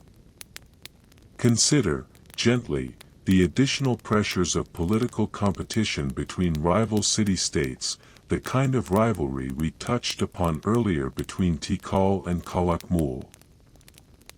Archaeologists suggest that warfare between competing cities may have intensified during this period, perhaps as resources grew scarcer and competition for remaining fertile land and trade routes grew more pressing, placing further strain on the elaborate political and economic systems that had sustained these cities for so many centuries. Notice how each of these factors, drought, environmental strain, political competition, likely did not act alone, but rather wove together, historians believe, into a slow, compounding difficulty that gradually eroded the elaborate systems of trade, agriculture, and governance sustaining the great classic cities. It is possible, archaeologists suggest, that as conditions grew more difficult in one city, its troubles rippled outward, affecting trading partners and allied cities in turn, a slow unraveling rather than any single dramatic event. Picture the great plaza we visited earlier, now considerably quieter, weeds beginning to soften the edges of the once immaculate plastered floor. Imagine a small number of families still residing among the outskirts of what was once a thriving city, continuing to tend modest maize fields, continuing many of the daily rhythms we explored together throughout tonight's journey, even as the grand ceremonial center around them grew gradually quieter, its temples no longer receiving the elaborate ceremonies of earlier generations. It is important, and rather comforting, historians emphasize, to understand that this gradual change did not affect the entire Maya world equally. While many great southern lowland cities experienced this slow decline, other regions, particularly in the northern Yucatan, including Chichen Itza, which we visited in the previous chapter, continued to flourish for centuries afterward, well into the period historians call the post-classic. The Maya civilization, in other words, did not end during this period, but rather transformed, its center of gravity shifting gradually toward different regions, much as a river might gradually shift its course over time while continuing, nonetheless, to flow. Notice, too, gently, that the descendants of the people who once filled these great southern cities never vanished from the land itself. Archaeologists and historians emphasize that Maya communities continued living throughout the region, in smaller settlements, maintaining agricultural traditions, language, and much cultural knowledge, even as the grandest cities gradually returned to forest. This distinction matters a great deal, and we will explore it further in our next chapter and beyond. For now, let yourself simply rest in this gentle, reflective understanding, resisting any urge toward alarm or sadness. Civilizations, like individual lives, like the days and years the Maya so carefully measured, move through natural seasons of growth, flourishing, and transformation. What we are witnessing here is not an ending shrouded in tragedy, but a slow, patient transition, one small piece of a much longer story that continues, in its own quiet way, even now. Let time drift forward once more now, across many centuries, past the era of Spanish contact in the 16th century, which brought profound and difficult changes to Maya communities that we will touch upon only gently, and onward into more recent history, when the great cities we have visited tonight, long since reclaimed by patient forest growth, began slowly to be rediscovered by the wider world. Imagine, now, a very different scene from those we have visited throughout tonight's journey. A small group of explorers making their way through dense 19th century jungle, machetes clearing a careful path through vines and undergrowth that had grown, undisturbed, across the crumbling stone structures for many hundreds of years. Picture the particular wonder on their faces as they emerge, quite suddenly, into a clearing where a great stone pyramid rises before them, its once smooth plastered surfaces now softened by centuries of moss and creeping roots, trees growing directly from its upper terraces, their roots slowly, patiently working between ancient stone blocks. Historians note that among the most significant of these early rediscoveries were the travels of American writer John Lloyd Stephens and English artist Frederick Catherwood, who journeyed together through the Maya region during the early 1840s, visiting numerous ruined cities and documenting them with careful written descriptions and remarkably detailed illustrations. Published in books that introduced this remarkable lost civilization to a wide audience for the first time in many centuries. Picture Catherwood, seated patiently for hours beneath the humid jungle canopy, carefully sketching the intricate carved details of a stela much like those we encountered earlier in our journey, his fine pencil work capturing details that would prove invaluable to later generations of scholars. Notice, gently, that these were not, of course, truly lost cities in any absolute sense, since Maya communities living throughout the region had long maintained knowledge of many such sites, some still visiting certain locations for their own ceremonial purposes, carrying forward threads of memory and reverence across the centuries even as the wider world had largely forgotten these places existed. Historians are careful to acknowledge this important nuance, honoring the continuous presence and knowledge of Maya communities throughout this long period, rather than suggesting these places were somehow entirely unknown before outside explorers arrived.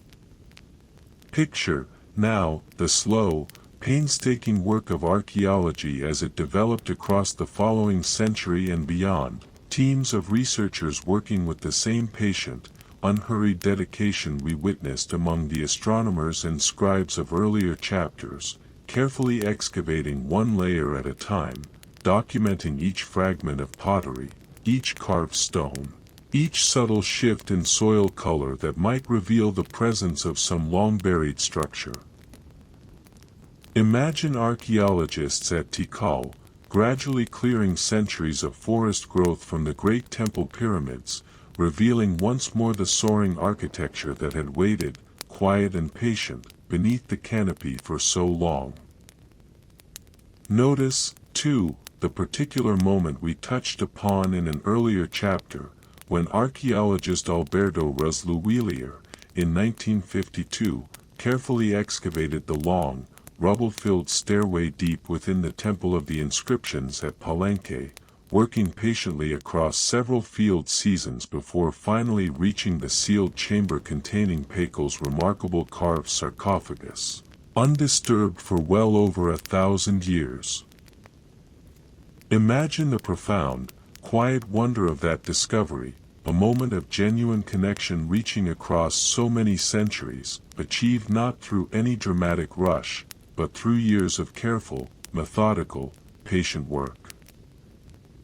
Consider, gently, the parallel achievement of the epigraphers we discussed in an earlier chapter, whose patient decades of collaborative effort gradually unlocked the meaning of Maya hieroglyphic writing, allowing the carved stones and painted books throughout this rediscovered world to finally speak again in their own voice, recording names, dates, and histories that had waited, silent, for so long to be understood once more.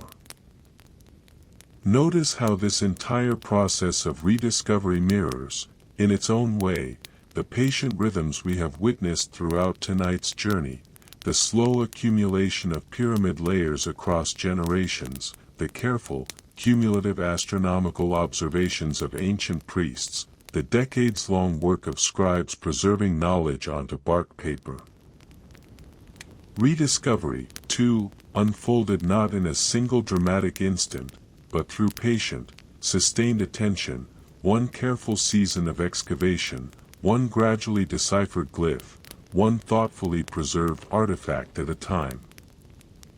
As you imagine this long process of rediscovery drawing toward the present day, Picture the great cities we visited together earlier now partially restored, their plazas cleared, their temples once again visible above the surrounding canopy, welcoming visitors from around the world who come to stand, quietly, before structures that have witnessed so very many centuries pass. Let this patient story of rediscovery settle gently into your own thoughts now, this sense of knowledge carefully, lovingly restored across many years of careful work. There is something deeply peaceful in imagining such patient dedication, the same quiet, unhurried devotion we have witnessed throughout so much of tonight's journey, now turned toward preserving and honoring this remarkable civilization for generations yet to come. Let us bring our journey now gently into the present, for the most important thing to understand about the Maya, as we draw tonight's story toward its close, is that they never truly became a people of the past at all. Imagine, if you will, setting aside the moonlit forests and ancient plazas we have visited throughout tonight's journey, and picturing instead a quiet morning market in a highland town in present-day Guatemala, or a small village along Mexico's Yucatan Peninsula, where daily life continues, in many gentle respects, to echo rhythms we have come to know well tonight. Notice a woman selling fresh vegetables, her hupel, that traditional woven blouse we discussed in an earlier chapter, bearing intricate patterns particular to her own community, patterns passed down through generations of careful, patient weaving, each design carrying meaning and identity specific to her particular town or region. Historians and anthropologists estimate that more than 6 million people throughout Mexico, Guatemala, Belize, Honduras, and El Salvador identify today as Maya, speaking more than 20 distinct Mayan languages that have descended, across many centuries, from the language spoken by the scribes and priests we visited earlier tonight. Notice, gently, that this represents remarkable, quiet endurance. Not a civilization frozen in the past, but a living, evolving culture that has carried its deepest threads of identity forward through centuries of considerable hardship, including the difficult period following Spanish colonization, which brought disease, forced conversion, and profound disruption to Maya communities, and, more recently, periods of civil conflict in the 20th century that caused tremendous suffering, particularly in Guatemala, for indigenous Maya communities. We mention this history only briefly and gently, honoring its seriousness without dwelling upon its more difficult details tonight, in keeping with the peaceful spirit of our journey together. Picture, instead, the quiet resilience evident in Maya communities continuing many practices we have explored throughout tonight's story. Farmers still cultivate maize using milpa techniques recognizably descended from those we witnessed in our early chapters, still honoring, many anthropologists note, a deep spiritual relationship with this sacred plant. Traditional healers, carrying forward knowledge much like the forest medicine we discussed near the sacred cenote, continue practicing in many communities alongside modern medical care. Certain ceremonies, calendars, and spiritual practices persist as well, sometimes blended thoughtfully with Catholic traditions introduced during the colonial period, reflecting centuries of careful, adaptive cultural continuity rather than simple loss. Notice, too, the growing recognition, particularly across recent decades, of Maya intellectual and artistic contributions, both ancient and contemporary. Maya writers, including several who write in their own indigenous languages, have gained increasing recognition for literature exploring both traditional themes and contemporary Maya experience. Maya activists and community leaders have worked, often across considerable difficulty, to protect indigenous land rights, language preservation, and cultural recognition within the modern nations where Maya communities live today. Consider, gently, the quiet significance of contemporary Maya scholars and community members now actively participating in the archaeological and historical work we discussed in our previous chapter, offering perspectives and knowledge that enrich and sometimes gently correct earlier outside interpretations of their own ancestors' civilization. This collaboration, historians and archaeologists increasingly emphasize, reflects a healthier, more complete understanding. The Maya not merely as subjects of study, but as active participants in telling their own continuing story. Imagine, once more, that quiet highland market we pictured at this chapter's beginning, morning light now fully risen, vendors and customers moving through their familiar, unhurried rhythms. Notice a grandmother teaching her granddaughter the particular weaving pattern of their community, much as we witnessed in an earlier chapter, this same patient transmission of knowledge continuing, unbroken, across so many generations, connecting this ordinary morning directly back to the ancient world we have spent tonight exploring together. Let this sense of quiet continuity settle gently into your thoughts now.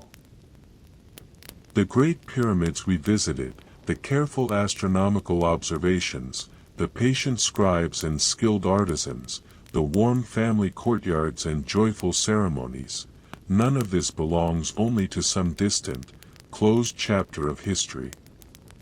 It lives still, quietly, patiently, in millions of homes and communities today, carried forward with the same gentle resilience the Maya have shown across so many centuries of change. And so, gently, our long journey together draws toward its close, much as this day, wherever you are, has been drawing slowly toward its own quiet end. Let yourself rest now, fully, wherever you are lying, and take a moment to simply notice how far we have traveled together tonight, not through any hurried rush of events, but through slow, patient layers, much like the great pyramids we visited, each chapter settling gently atop the one before it. Remember, if you like, though there is no need to hold on to any of this tightly, the quiet forest awakening at the beginning of our journey, howler monkeys calling softly through the canopy, dew resting on broad green leaves. Remember the first farmers, kneeling patiently in soft earth, coaxing golden maize from careful, generous soil. Remember the slow, generational work of raising great pyramids toward the sky, one patient layer at a time, and the warm, comforting rhythm of household life, maize grinding softly beneath a mother's steady hands. Remember the priests watching Venus trace its patient path across the night sky, the scribes recording careful histories with brushes dipped in dark ink, the artisans shaping jade and clay and brilliant feathers with unhurried, practiced devotion.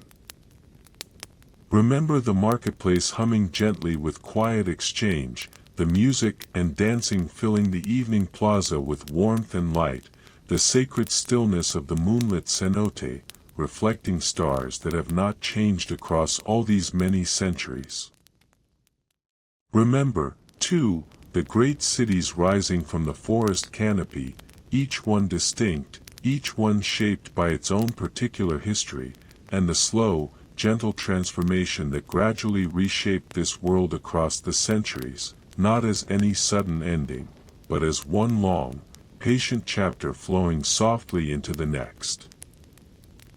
And remember, finally, that this story never truly reached its conclusion at all, but continues even now, in millions of homes across Mexico and Central America, in languages still spoken, in maize still planted, in patterns still woven, generation after patient generation. Perhaps, as you rest here now, you can imagine one final, quiet image, the same one we might have witnessed at any point throughout our long journey together. A warm evening settling gently over a Maya village, firelight glowing softly within thatched homes, the day's work complete, voices quiet, the sky above filling gradually with countless patient stars, exactly as it always has, exactly as it does tonight, wherever you happen to be resting. There is nothing more you need to remember, nothing more you need to understand all at once. The Great Pyramids will still be standing tomorrow, patient as ever, holding their centuries of quiet stone. The maize will still be growing, somewhere, beneath the same generous sun. The stars will still be turning, slowly, unhurried, through their ancient, familiar patterns. For now, simply let your body rest, heavy and warm, exactly where you are.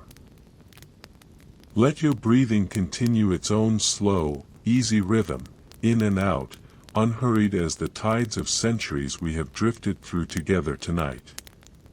Let any remaining thoughts soften and blur, gently, the way distant temple stones soften beneath centuries of moss and quiet forest growth.